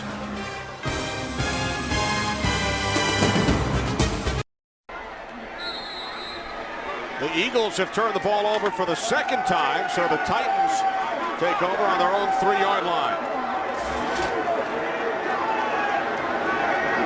Philadelphia leading 16-7 on first down. Collins handing it off to Johnson. Tries to get out of the end zone, and he did. Barely. We talked about Chris Johnson's patience, but not down in this situation.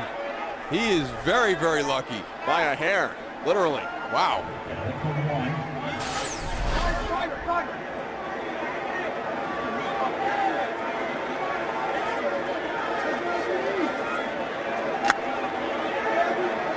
Johnson lost 2 on the play, now second down and 12.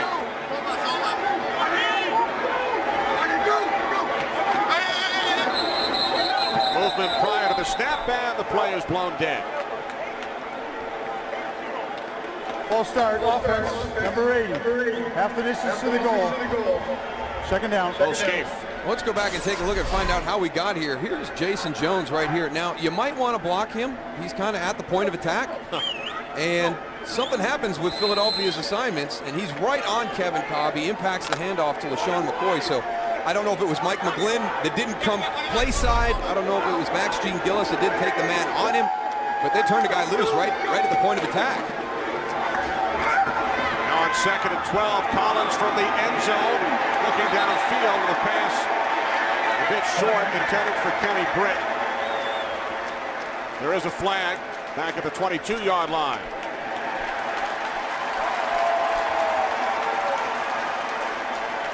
Pass interference, defense number 31, armbar. The ball is placed in the spot of the foul. First down.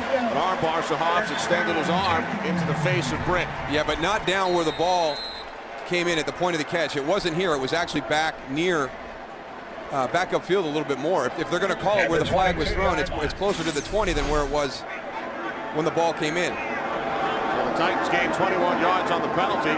Gives Tennessee a little breathing room. From the 22 on first down, Collins looking for Britt. He's got it. Kenny Britt stepped out of bounds back at the 44-yard line. A 34-yard pass play.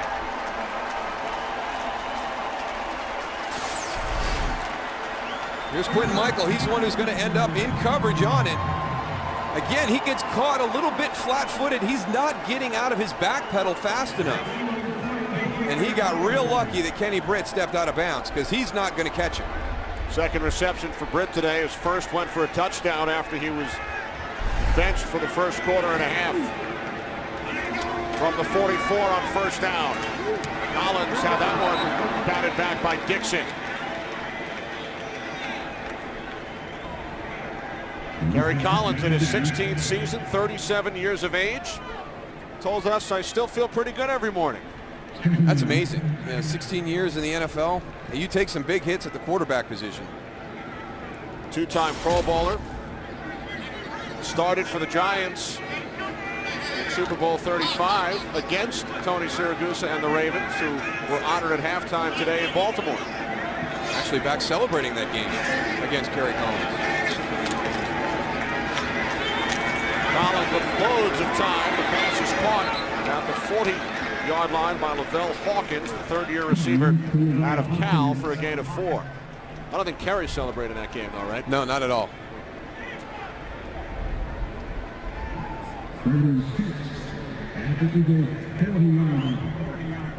Boy, we can hear Andy whistle all the way up here.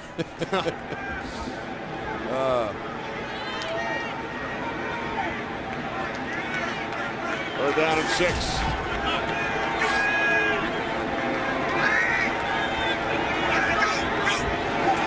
movement, penalty flags. Play blown dead as Collins goes down at midfield.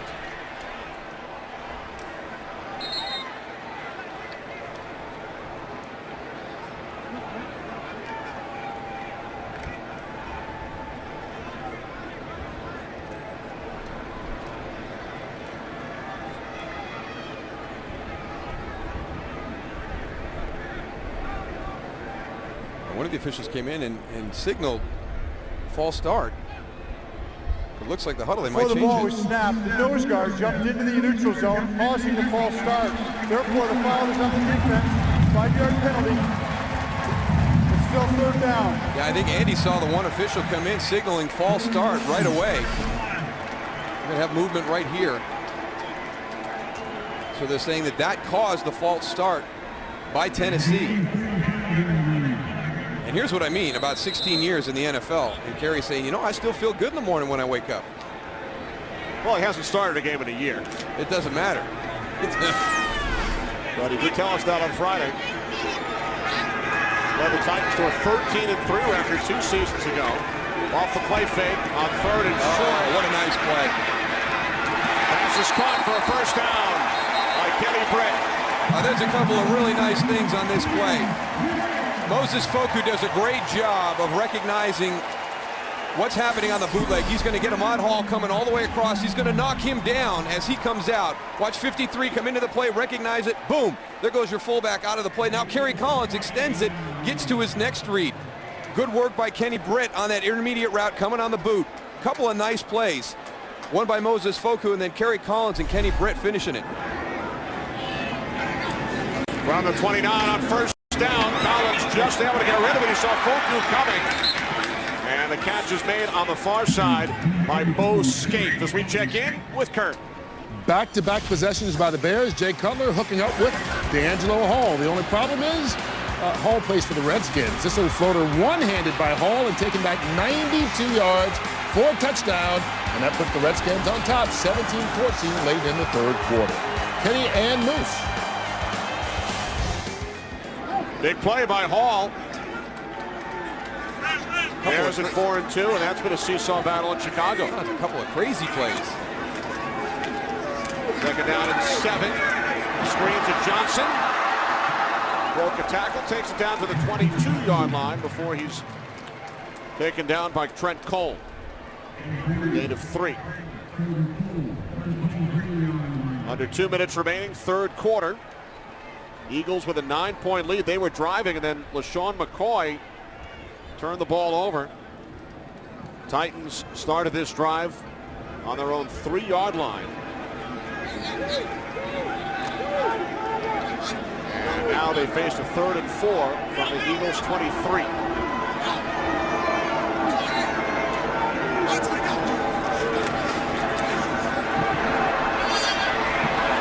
That pass not even close.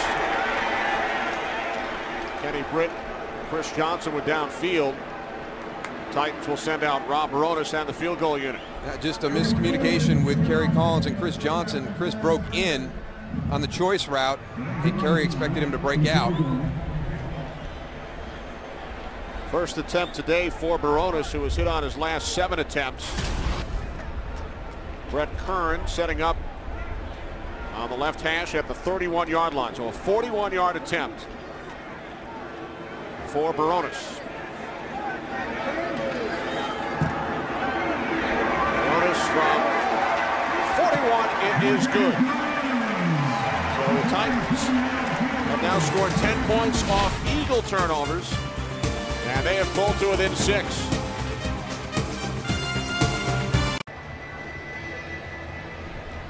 Rob Baronis, 41-yard field goal. Titans now trail the Eagles by 6. Late in this third quarter, as the Titans, who have turned the ball over 3 times, have scored 10 points off the Eagles' 2 turnovers. We talked about this Titans defense. It was rated 16th in the league, but that's yards. There's other areas where they're very, very good, and one of the best ones, they have not allowed a touchdown following a turnover, but maybe on a kickoff. Jarrett Calvin across midfield. Big return to the Titans 44. A 41-yard return by Calvin, his longest kick return of the season. Well, coming up this Wednesday on Fox, it's Game 1 of the 2010 World Series. Texas Rangers in the Fall Classic for the first time in franchise history. San Francisco Giants have not won a World Series since their move out west. 7:30 Eastern, 4:30 Pacific in high def. Game 1 of the World Series on Fox. And King Dunlap back in at left tackle for the Philadelphia Eagles. Cobb on 1st and 10 from the 45, complete for a first down to Jeremy Maclin at the Titans' 28-yard line, a 17-yard pass play. This is just a nice throw by Kevin Cobb. Little play action right there. Here comes Jason Jones again, right up the middle, just slides to his left a little bit, and then a great throw to the outside to Jeremy Maclin. Having some fun out there.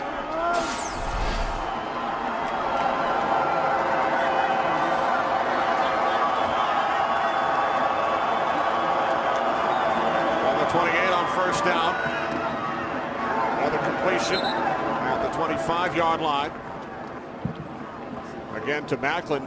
Cobb having some fun. We had fun with him yesterday, and you alluded to it earlier. NFC Offensive Player of the Week. You get nothing. No certificate, no handshake. The Eagles are going to paint a football for him, but he was fined $5,000 for a horse collar tackle following an interception. He received the package in the mail informing him of that one. Yeah, we told him. We didn't think it was a horse collar, so we told him he should appeal it. Maybe he can get some of that money back. They told us Michael Vick didn't even get anything after he was named Offensive Player of the Month in the NFC in September. Yeah, we gotta get something done with the NFL. You get Player of the Week or you get Player of the Month. We got to put together a little package for these guys. Need to send him something. 3/4 of the books. Eagles by 6. Looks old school, like Chuck Bednarik's era. You betcha. How would you like wearing one of those helmets? No, thank you. I just hope he didn't use a lead-based paint. Well, his Eagles lead the Titans 16-10 as we start this fourth quarter. 2nd and 7 for the Eagles from the Tennessee 25. The screen to LaShawn McCoy, stumbled, stayed on his feet, and picks up a first down. Knocked out of bounds by Griffin at the Titans' 15-yard line.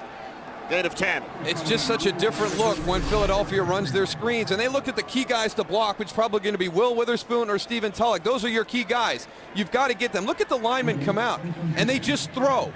It's so hard for the big guys to get out in the open field and try and get a good block on somebody. So Marty Mornhinweg tells them, get out there and just throw.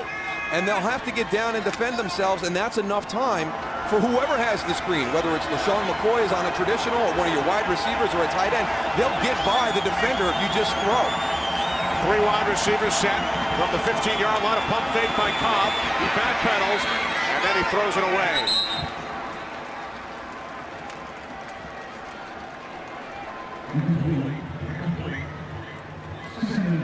Second down.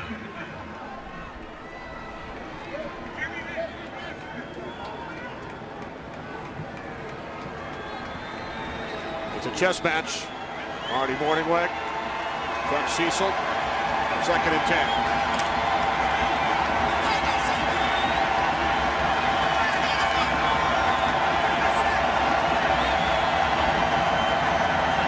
Again, a 3 wide receiver set.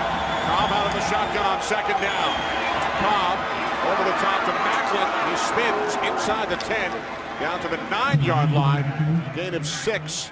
On Macklin's 5th reception today. And that's a good job by Jeremy Maclin right there of being able to stop. Again, it's that situation where you're going to be running through a zone and he's able to stop. And Stephen Tulloch comes up to make the hit.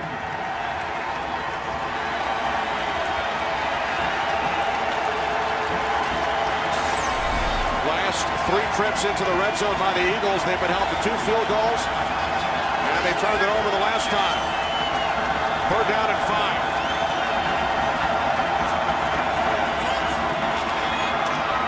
Cobb's pass is broken up. Verner, Safety out of UCLA, 4th-round pick. So the Eagles again forced to send out the field goal unit. There are certain things you can't teach players. They just have instincts. And Alteron Werner has instincts when you talk about making plays on the football. He was the one who came up with the fumble the last time Philadelphia was in the red zone, and he almost gets another red zone turnover right there. Jeff Fisher told us, hey, if we can make them kick field goals, we've got a chance. And his defense has done that this afternoon. 28-yard attempt. David Akers is 4 for 4. Well, the Titans do hold the Eagles to a field goal, but it's again a 2-possession game. Today's game on Fox is sponsored by Windows 7. By Taco Bell, think outside the bun. And by Geico. 15 minutes could save you 15% or more on car insurance. Back in Nashville, Eagles leading the Titans 19-10. Akers connecting on his 4th field goal after the Eagles were set up in terrific field position by the kick return by Calvin. You wonder how important it was for David Akers last week to get that field goal at the end of the game. I mean, being 0 for 3 and overthinking stuff and worrying about things, and he's able to get one late in the game. You wonder if that kind of got rid of any negative thoughts in his head coming into this week. I mean, he's been awesome this week, 4 for 4. He was wide left 3 times against Atlanta. Eagles still won the game by 14. He hit the late field goal, as Darryl mentioned, and today 4 for 4, 1 shy of a career high.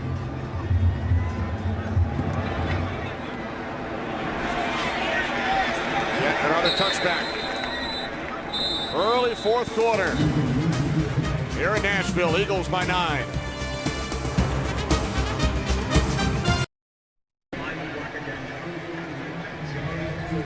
Well, the Philadelphia Eagles have never beaten the Tennessee Titans. They were 6-0 against the Houston Oilers before the Oilers moved to Tennessee.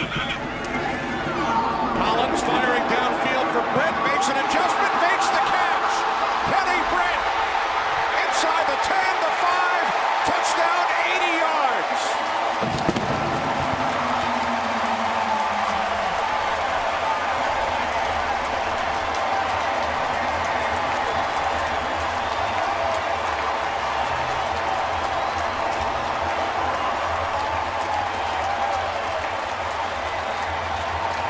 Boy, Sean McDermott was right.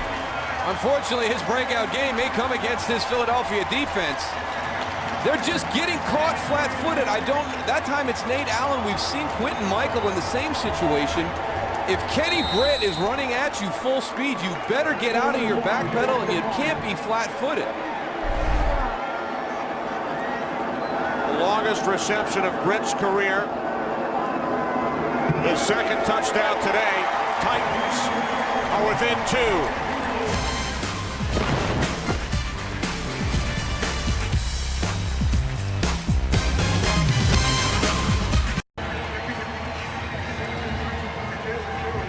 Kenny Britt with his 2nd touchdown reception today. So Jeff Fisher held him out for the first quarter and a half following his altercation on Thursday night in a nightclub. Career high 146 yards. Longest pass thrown by Kerry Collins since 2002.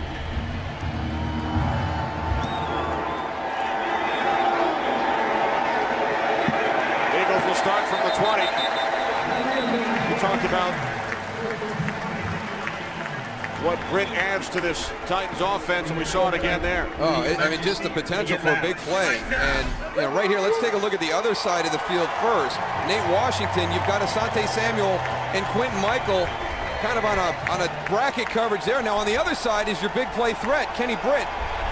Right there. I mean, Nate Allen has got to get out of that back pedal. He's got to open his hips and start giving ground. He's letting Kenny Britt get too close to him before he's moving. I don't know what he's sitting on.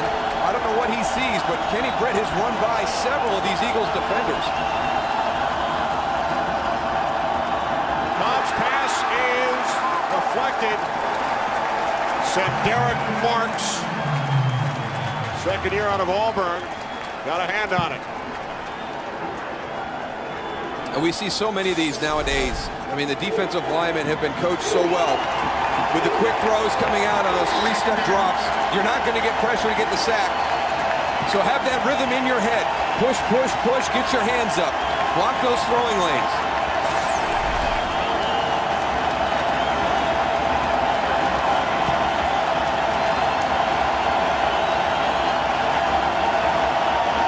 Second and 10, McCoy. Gain of 3. As we said, it west to Kurt. After blowing a 24-3 halftime lead, the Falcons have come back against the Bengals. Matt Ryan hooked it up with Roddy White for the touchdown. White, 9 catches, 186 yards, and 2 touchdowns. Falcons just got the 2-point conversion. Is 32-25. Atlanta up by 7. Kenny and Moose. Thanks very much, Kurt. 3rd down and 7 for the Eagles.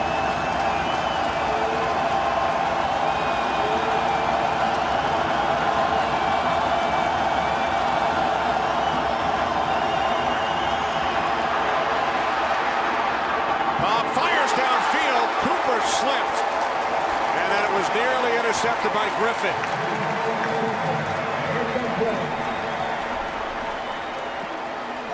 Griffin shaken up. I thought Cobb might run for a first down like we saw earlier.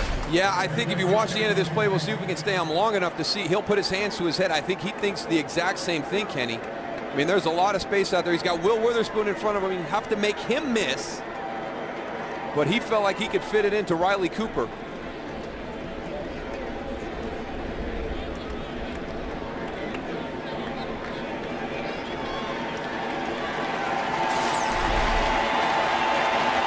Griffin looking off. He had an interception earlier.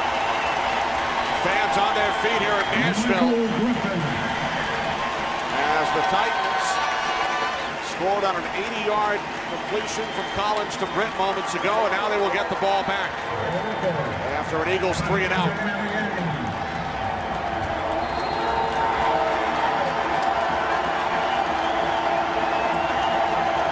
Rocket has not punted since the first quarter.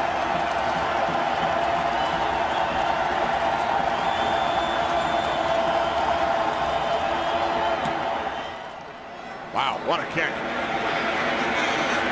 Mariani from the 15. Cuts it back inside. Down to the 34, 19-yard return. Following the 63-yard punt.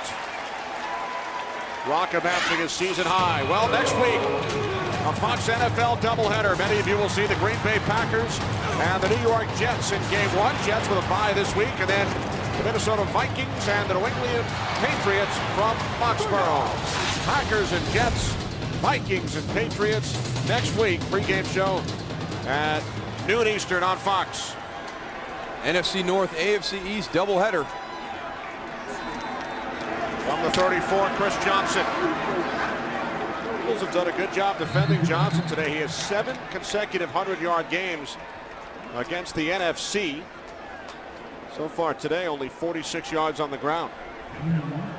You wonder if that has some impact on Quentin Michael and Nate Allen being down inside the line of scrimmage and allowing Kenny Britt to get by them. So just Chris Johnson's ability to break those long runs, it makes you think about it. Your focus is there, and all of a sudden you get some play action, and Kenny Britt is running right by it. Britt splits to the left, 2nd down and 9. Collins with time. Britt downfield. He's got it.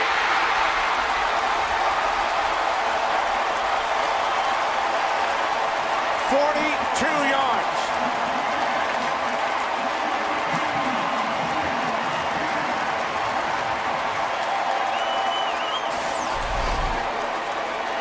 It's just making a play at the point of the catch, and that's what Kenny Britt is doing right now. Again, Nate Allen, it's kind of caught flat-footed. But watch the point of the catch. Kenny Britt's just going up and getting it. The defenders are out of position. Off the 23 on first down. Johnson hit for a loss by the combination of Antonio Dixon and Ernie Sims.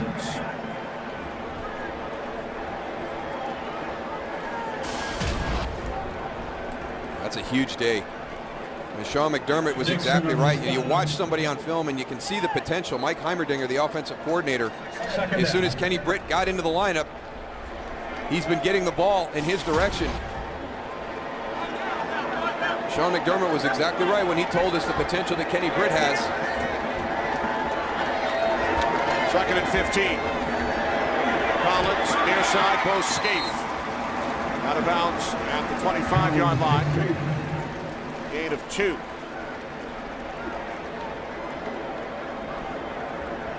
Third down. Well, a third down and 13 coming up for Jeff Fisher's Titans. 3rd and 12. Fisher, the Eagles defensive coordinator back in 1988 as a 30-year-old under Buddy Ryan. He was the youngest coordinator in the league at that point. Now in his 17th year with the Titans franchise. Third down at 13. Here comes Hansen, forcing Collins to throw it away. There's a flag on the far side.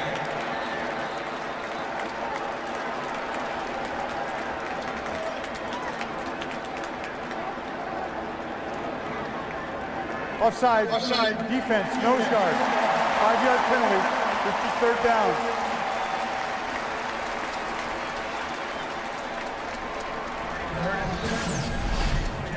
It's not the nose guard. It's actually going to be Stuart Bradley. Middle linebacker walked up in between the guard and center area. That's the second time they've gotten caught with the linebackers walking up into the gap.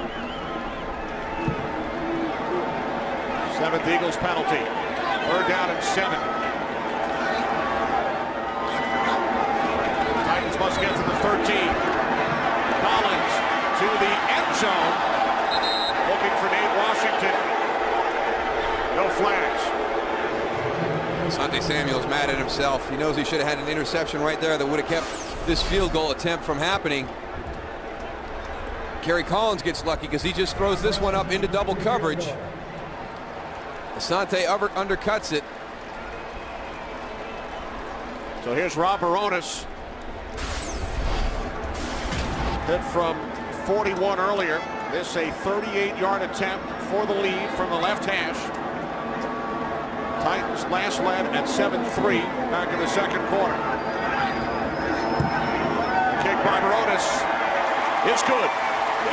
Tennessee by 1.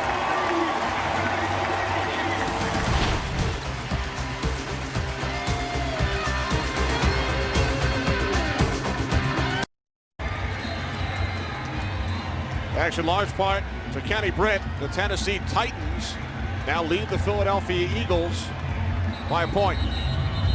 They have not been able to contain Kenny Britt in the passing game. Remember how lucky they got. He had the one long catch where he stepped out of bounds, or he was going to have another long touchdown besides the 80-yarder that he got later on. Britt in his second season out of Rutgers with receptions today of 26, 34, 6, 80, and 42 yards. 2 touchdowns for Britt. Kickoff by Baronis. Calvin makes an aid. Well, I take you back to the third quarter with the Eagles leading 16-7. McCoy coughs it up at the 2-yard line going in. Jason Jones makes the big play, a breakdown in the blocking assignment for the Philadelphia Eagles. And look what's happened since that time. 170 yards of offense, and the Titans have scored on all 3 possessions, a touchdown and 2 field goals. 13 points for Tennessee since that fumble. Had the Eagles scored on that drive, it would have been a 16-point game. Instead, the Titans now lead by 1. Cobb on first down swings it out to Chad Hall. Hall is forced out of bounds by Vincent Fuller after picking up 5. So the Eagles, who seemingly had things under control with that 16-7 lead, they were inside the 5-yard line of the Titans. And now Andy Reid finds his club down by a point. Eagles perfect on the road this year. 3-0 wins in Detroit, Jacksonville, and San Francisco. Second down and 5. The handoff to Hall. Jason Jones, the tackle, no gain. But you have to remember, I mean, until last week when they really kind of closed out Atlanta, You know, this Philadelphia team had big leads in San Francisco, in Detroit. They allowed those teams back into the game. They were able to pull away and win at the end, but it's the same thing. As you pointed out, Kenny, they were in complete control of this game up until that LaShawn McCoy fumble, and it's just completely slipped away from them. 3rd down and 5.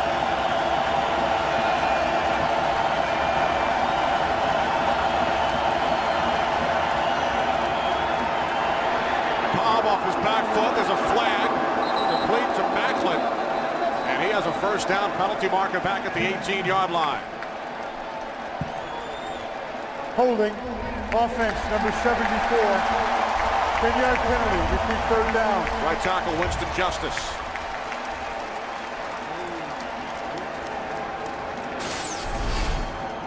Winston Justice, your right tackle. Oh.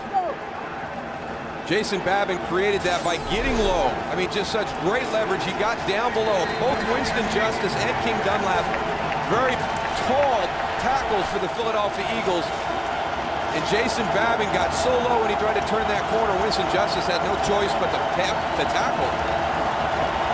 3rd down and 15.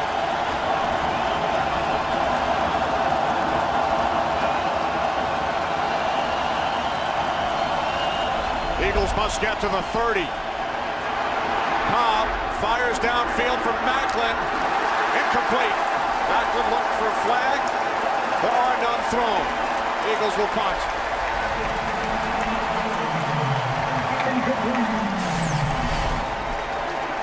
Jeremy Macklin working the inside.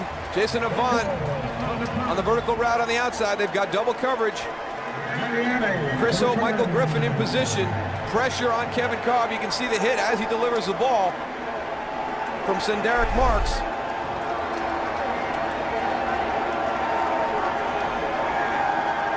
Savranka standing back at the goal line.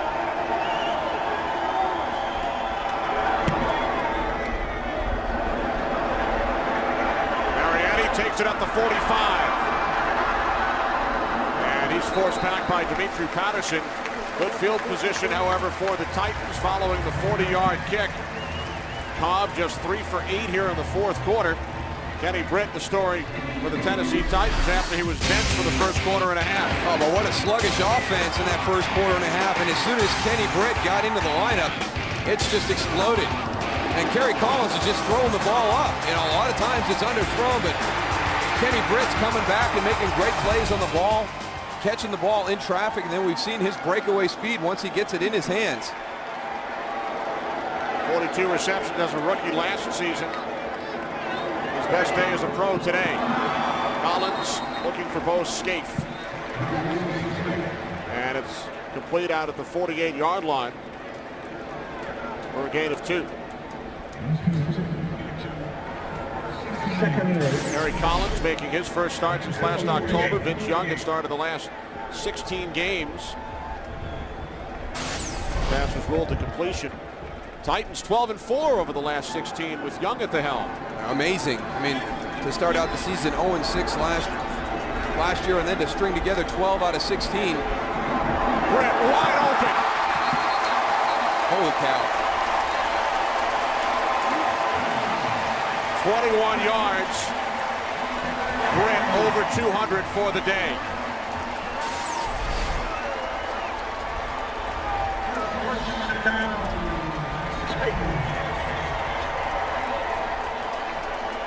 And that's double coverage. You've got Ellis Hobbs underneath, Nate Allen over the top.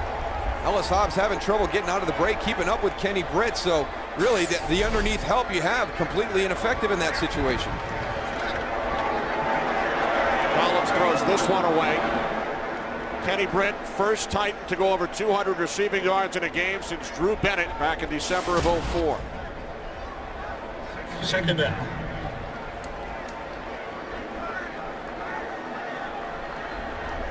Imagine if he played during the first quarter and a half. Set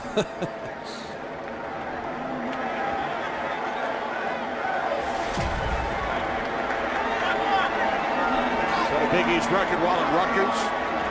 He scored a touchdown in 5 consecutive games. First round pick last year by the Titans. Johnson inside the 20, and Moses Foku may have saved the touchdown. Johnson gains 12, matching his longest run today. Here he is again. He's just really patient, and if you don't have all the gaps covered, he's going to find that seam. Good hustle by Moses Foku. Moses Foku has had a nice game this afternoon for Philadelphia. Touchdown saving tackle there coming from the backside.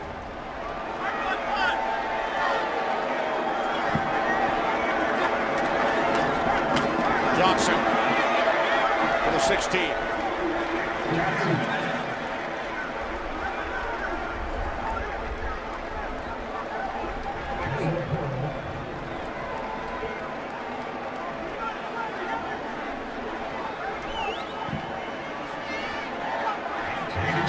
Second and 8 at the 15-yard line.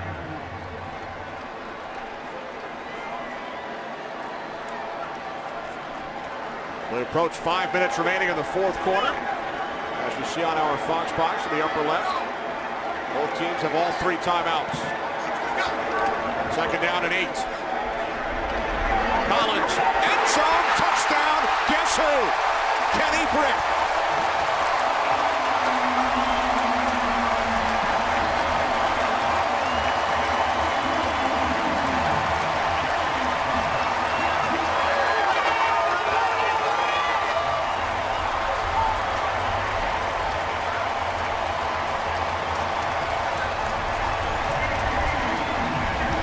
I don't know what to say, Kenny. I mean, you've got one player out there who's absolutely turned the momentum, turned the tide in this game, and you were just unable to stop him.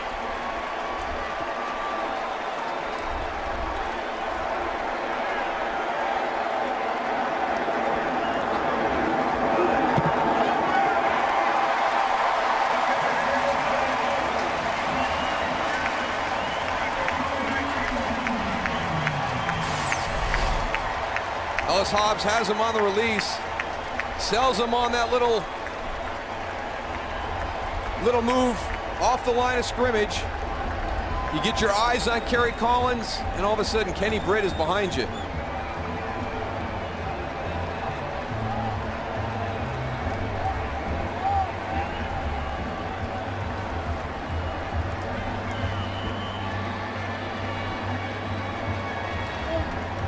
Pretty good performance for Kerry Collins today, too. I tell you, he started out pretty sluggishly in this game. This Tennessee offense did not look good through the first quarter and then into the second, but as soon as Kenny Britt got into the lineup, Kerry Collins found his guy.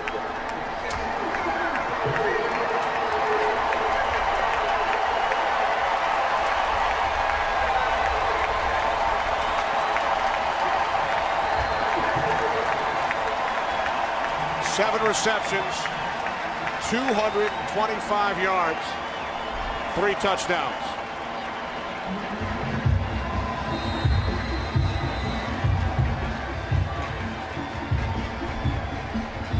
Titans have outscored the Eagles 20-3 since the LeSean McCoy fumble.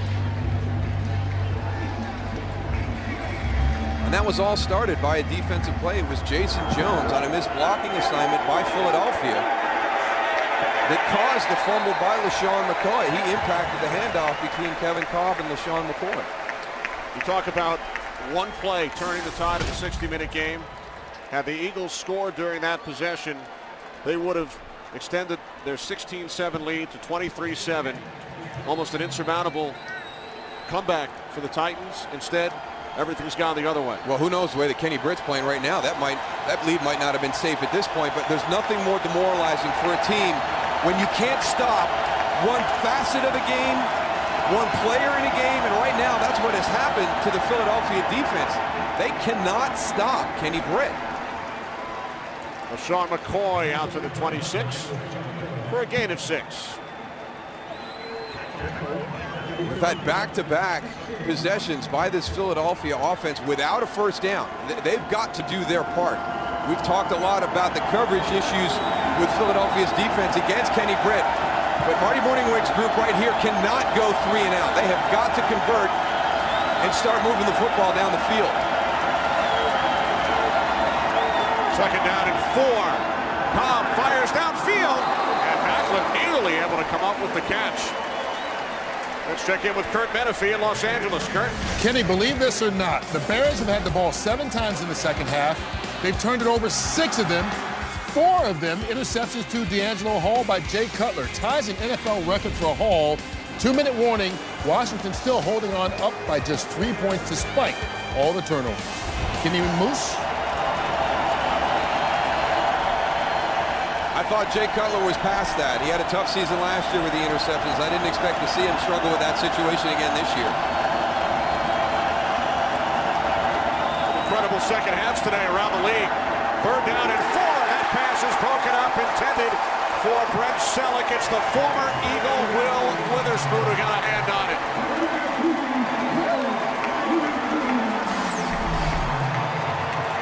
Brent Selleck, number 87. Great coverage by Will Witherspoon.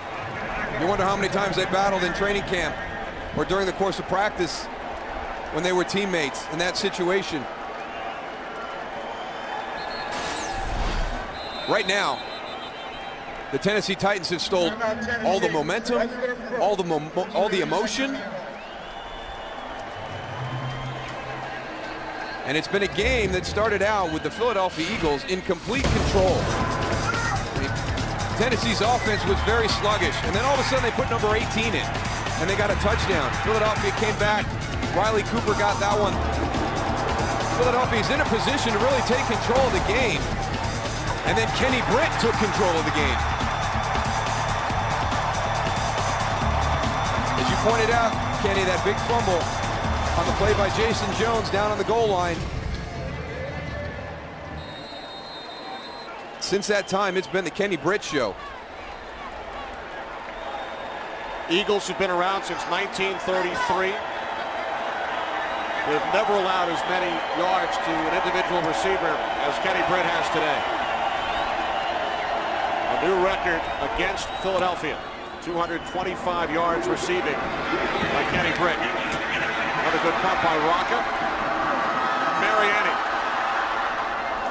Down at the 22. Darren Mills, the tackle. 61-yard punt.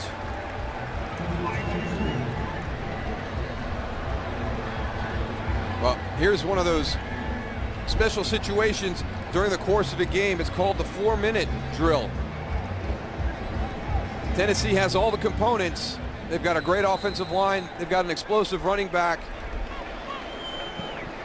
They can milk this clock down and not allow Philadelphia to have another chance. This defense has got to step up and make a play. Still a one-possession game. Collins handing it off to Johnson. Johnson gains a yard out to the 24. Eagles use their first timeout. Stop the clock with 4 minutes remaining.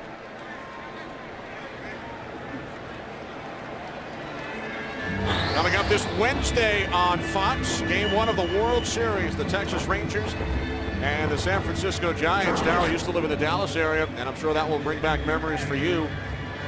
Dallas and San Francisco battling in the postseason in a different sport.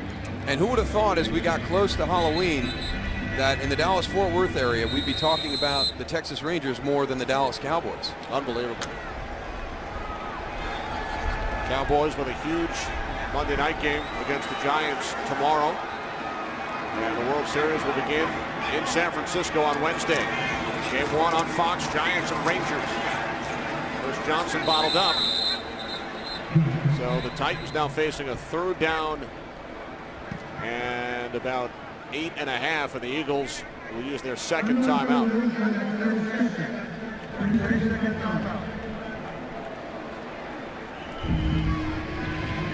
Interesting decision right here for Tennessee. Do you throw the ball on 3rd and 9 to try and convert the first down, extend the possession, leaving Philadelphia with only the 1 timeout, or do you run it here, see if Philadelphia will burn that 3rd and final one, or they just let it go? So see what Mike Heimerdinger has dialed up against Sean McDermott. I'd have a couple guys on number 18 right now, Kenny. Think? Yeah. I'm no defensive guru, but I'd have a couple. Britt is split to the left. Ellis Hobbs matched up with Kenny Britt. And the Titans elect to keep it on the ground with Johnson. And it did not fool Nate Allen, who makes the tackle. So the Titans go the conservative route. Johnson loses 5, and the Titans will punt with 3:49 on the clock.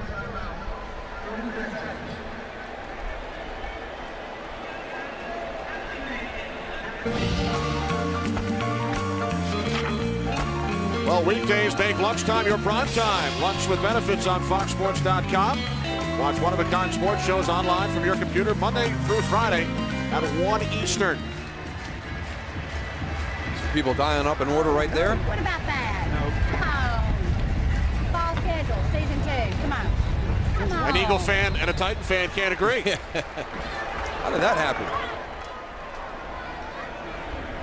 So the Eagles have burned all of their timeouts. They will get the ball back, trailing by 8.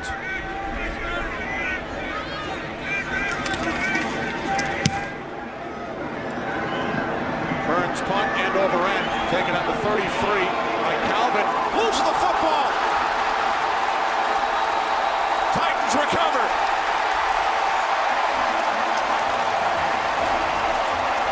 Tim Shaw fell on it. With 3:37 remaining, Tennessee gets the ball right back.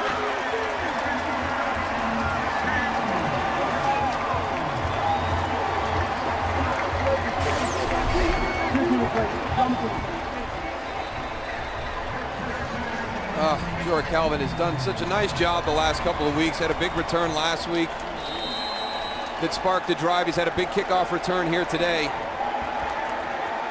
Knocked loose by the combination of Gerald McGrath and Lavelle Hawkins.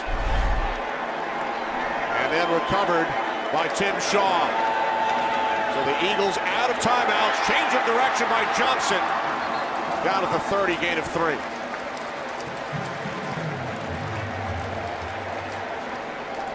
Jorah Calvin, the rookie out of Troy, as you mentioned, has done such a nice job for the Eagles since coming over from Arizona just before the start of the season. 6th-round pick by the Cardinals. Eagles burned all 3 of their timeouts during the Titans' possession. Thought they would get the ball back on offense until Calvin lost it. And everybody's going to focus on that play right there because it happened at the end of this game, but everybody knows that there was a lot of plays leading up to that that changed the complexion of this game. Johnson tripped up. Chris Johnson.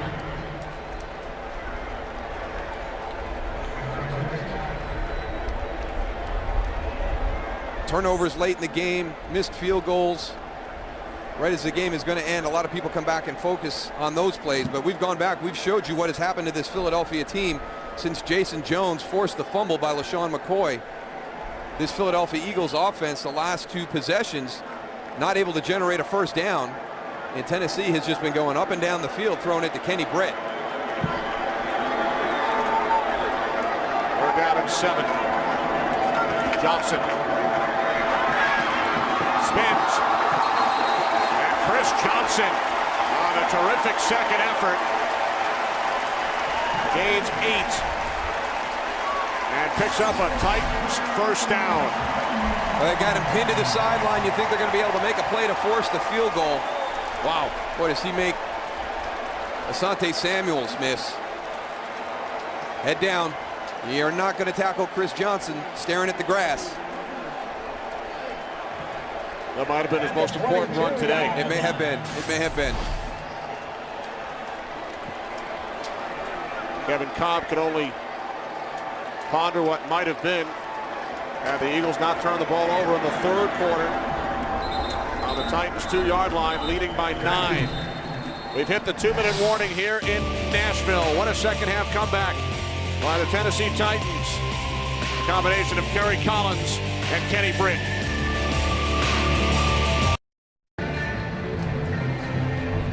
The Tennessee Titans 2 minutes away from standing all alone in first place in the AFC South. They will travel to San Diego next week. Kenny Britt, 3 touchdowns, 225 yards, most ever against the Eagles in one game.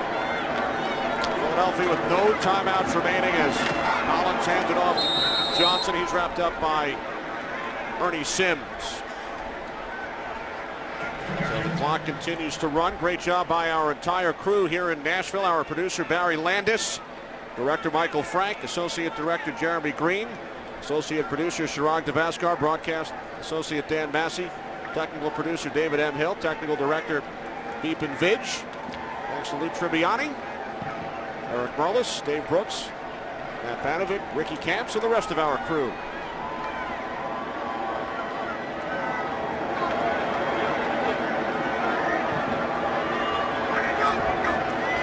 On the 22, it's Johnson. And the clock stops as a penalty marker was thrown. 1:13 remaining. Offside, defense number 58. 5-yard penalty. Repeat third down.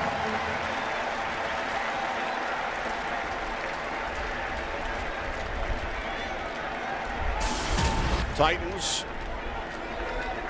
with a trip to San Diego, then a bye, followed by a road game down south. So they will not play here at home again until November 21st against their fourth and final NFC East opponent. Titans are going to make it 3-0 against the NFC East this season. Wins over the Giants, Redskins earlier this season. Cowboys. Redskins Cowboys, Giants, yep, Redskins coming up. And this will be their 12th consecutive win over an NFC team. While the Eagles now head to their bye week, and they are 11-0 under Andy Reid coming out of the bye.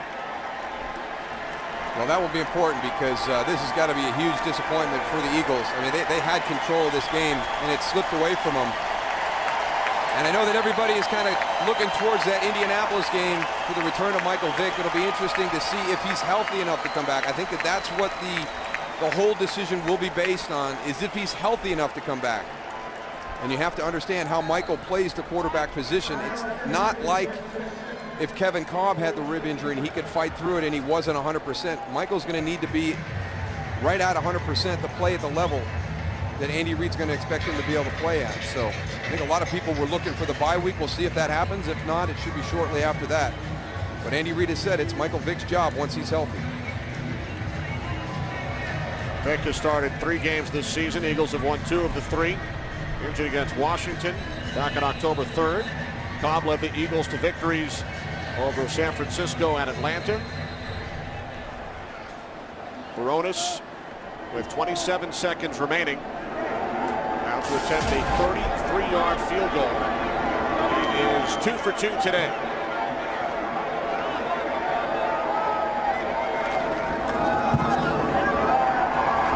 Baronis 3 for 3. And that will put the exclamation point on this Tennessee Titans victory. Titans have scored 20 points here in the fourth quarter and now lead by 11.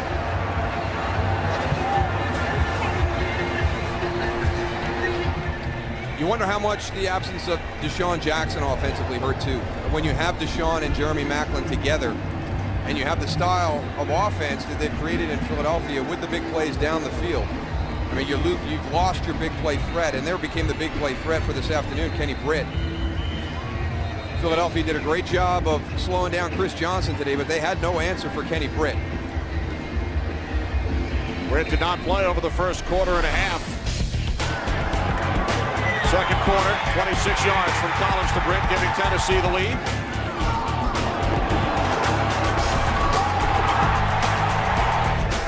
The underthrown long ball just makes a great catch and run on that. There's his third one. Touchdown receptions of 26, 80, and 16 yards. Eagles actually led this game 19-10 following an Akers field goal early in the fourth. Titans have scored 20 unanswered points. Most receiving yards since the franchise moved to Tennessee, and the most ever in a game by one player against the Philadelphia Eagles.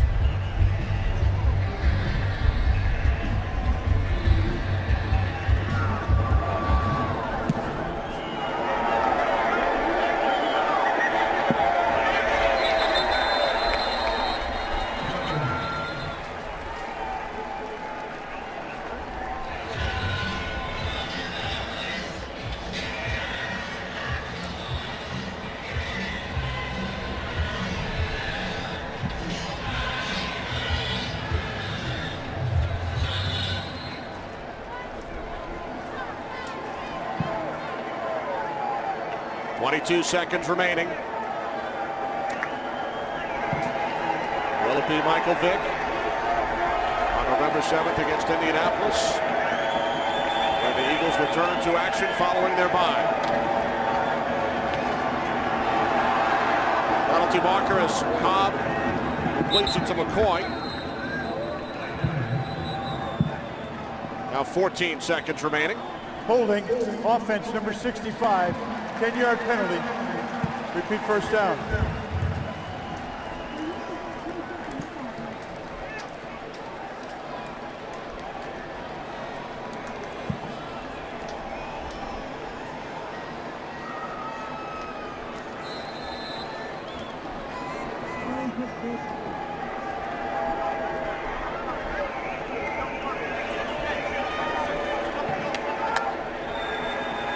Vince Young, who hopes to return next week when the Titans face the Chargers in San Diego. Harry Collins comes off the bench, throws 3 touchdown passes, all to Kenny Britt. Now Cobb firing downfield, and it is picked off by Finnegan. Cortland Finnegan inside the 10, looking to the end zone. He's in, touchdown.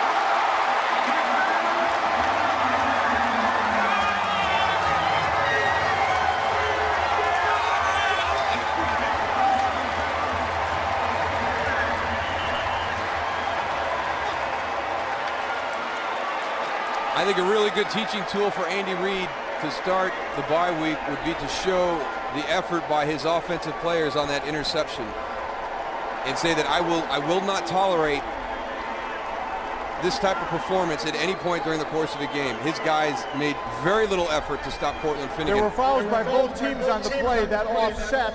It was a personal foul, unnecessary roughness, Tennessee. There was also personal foul. The penalties offset. The touchdown counts. We will do the try. We must stay. The rules require that we try the try. It's underthrown. And right now, there's not a whole lot of effort by the Philadelphia Eagles to get Cortland Finnegan down.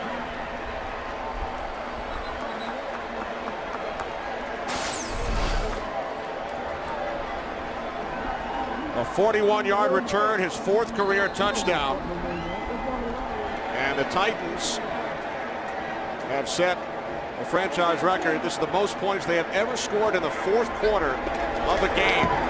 27 4th quarter points. And Tennessee wins it by the score of 37-19. Kenny Britt, record-setting day, 3 touchdown receptions. Titans win their 12th in a row against an NFC opponent, including a perfect 3-0 this year. What an unbelievable change in this game. Philadelphia had complete control at the start of the 4th quarter. Tennessee hung in there, and then it just became the Kenny Britt show. They had no answer for him defensively. So Tennessee now 5-2. Philadelphia drops to 4-3. Eagles headed to their bye week on a down note. 27 4th quarter points for the Tennessee Titans. Titans win it by the score of 37-19 here in Nashville.